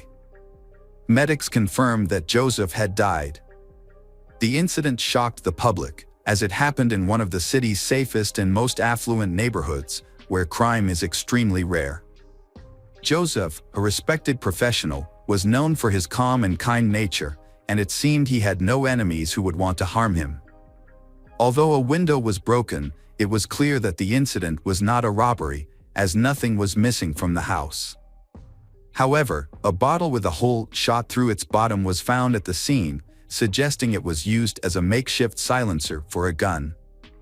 A forensic team arrived soon after to collect evidence, and it appeared that the perpetrator was inexperienced, as they left behind many traces. DNA from the bottle and blood samples were sent to a lab for further analysis. Detectives interviewed neighbors, but none of them reported seeing or hearing anything suspicious. There were no CCTV cameras near the house. According to the investigation, the perpetrator entered through a large window overlooking the backyard, making the attack unexpected. In the dining room, the attacker confronted Joseph and started shooting. It is likely that the wine bottle was used as a silencer at this point. Blood stains in the hallway suggested that Joseph was still alive after being shot. He entered the garage, where the attacker caught up with him and stabbed him multiple times. An autopsy revealed 5 gunshot wounds and 11 stab wounds. The circumstances suggested that the murder was not random, but the identity and motive of the killer remained unknown. The investigation focused on the people closest to the victim. During an interview with law enforcement, the victim's fiancée, Michelle, reported strange things in the months leading up to the murder. She believed Joseph was being stalked. Michelle had seen a stranger lurking outside Joseph's house, watching the door and windows. She also mentioned that Joseph had received persistent calls and texts in the period leading up to his death. Although officers confirmed this information, they initially thought the calls and messages were from other women with whom Joseph was allegedly having relationships, as witnesses claimed he was in contact with multiple women at the time. Investigators questioned Michelle about whether she knew of other women involved with Joseph. Michelle claimed she was unaware of any other women. Joseph's sons also denied the possibility of their father having mistresses, stating that infidelity was not in his character. Despite this, investigators continued to explore a motive of jealousy for the crime. During the subsequent interrogation, Michelle succumbs to the pressure and reveals that she knows several women who may be involved in the crime. According to Michelle, these women are ex-girlfriends who often stalk Joseph. Although he ignored them, they continued to express their displeasure about his upcoming wedding to Michelle. The women in question include a woman from Florida who persisted in contacting Joseph even after he revealed his relationship with Michelle. There was also a nurse, Joseph's colleague, who often called and wrote to him. Additionally, a woman whose daughter sent a letter accusing Joseph of abandoning them shortly before the murder. In the same interview, Michelle mentioned Mike Dixon for the first time. She hadn't thought about Mike spying on her and Joseph before, because Mike stopped paying attention to her after she refused to be his lover.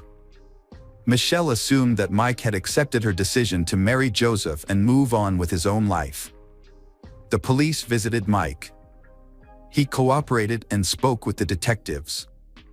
Mike revealed that he had been deeply in love with Michelle and had even divorced his wife to pursue a future with her. However, after Michelle rejected him, Mike gave up. He started a new relationship with a younger medical student who corroborated his alibi. At the time of the crime, Mike was at work and then spent time with his new girlfriend, which confirmed he couldn't have been involved. The investigation encountered significant obstacles. Every suspect, including Michelle, had a solid alibi, leaving detectives stumped. They searched for enemies of Joseph or individuals who might benefit financially from his death. But no new leads emerged. Unfortunately, forensic analysis does not provide any information about an individual, so police cannot identify the owner of the DNA found at the crime scene. Just as the case seemed hopeless, the police received an unexpected call from Paul Reynolds. Reynolds reported that his roommate, David Shepard, had recently confessed to a murder in Leck and then attempted to take his own life but was saved. According to Reynolds, a neighbor shared specific details about David's crimes with him, including details that only a few detectives knew, such as the use of a glass bottle as a silencer. This new information led police to conclude that Shepard was indeed connected to the crime. The witness came forward claiming that David was not the mastermind behind the crime, but rather a person who was hired by an unknown doctor involved in plastic surgery. Police launched an investigation into the new suspect and discovered that Mike Dixon was the person who hired David. When questioned at the police station, David began to confess and revealed that Mike Dixon had indeed hired him to commit the crime. According to David, he and Mike met at a bar while both were going through difficult breakups and formed a friendship. Mike shared his sadness over his lost love, Michelle, who was now engaged to someone else. He claimed that he couldn't move on and was willing to do whatever it took to win her back. David alleged that the initial plan was to discredit Joseph, Michelle's current partner, in the hopes that Michelle would leave him and return to Mike. However, David claimed that murder was not part of the original plan. First, women were paid $1,000 each to pretend to be Joseph's mistresses and pursue him. Additionally, a letter arrived from a woman claiming Joseph had abandoned her and their child. Joseph consistently denied these allegations, and Michelle believed him.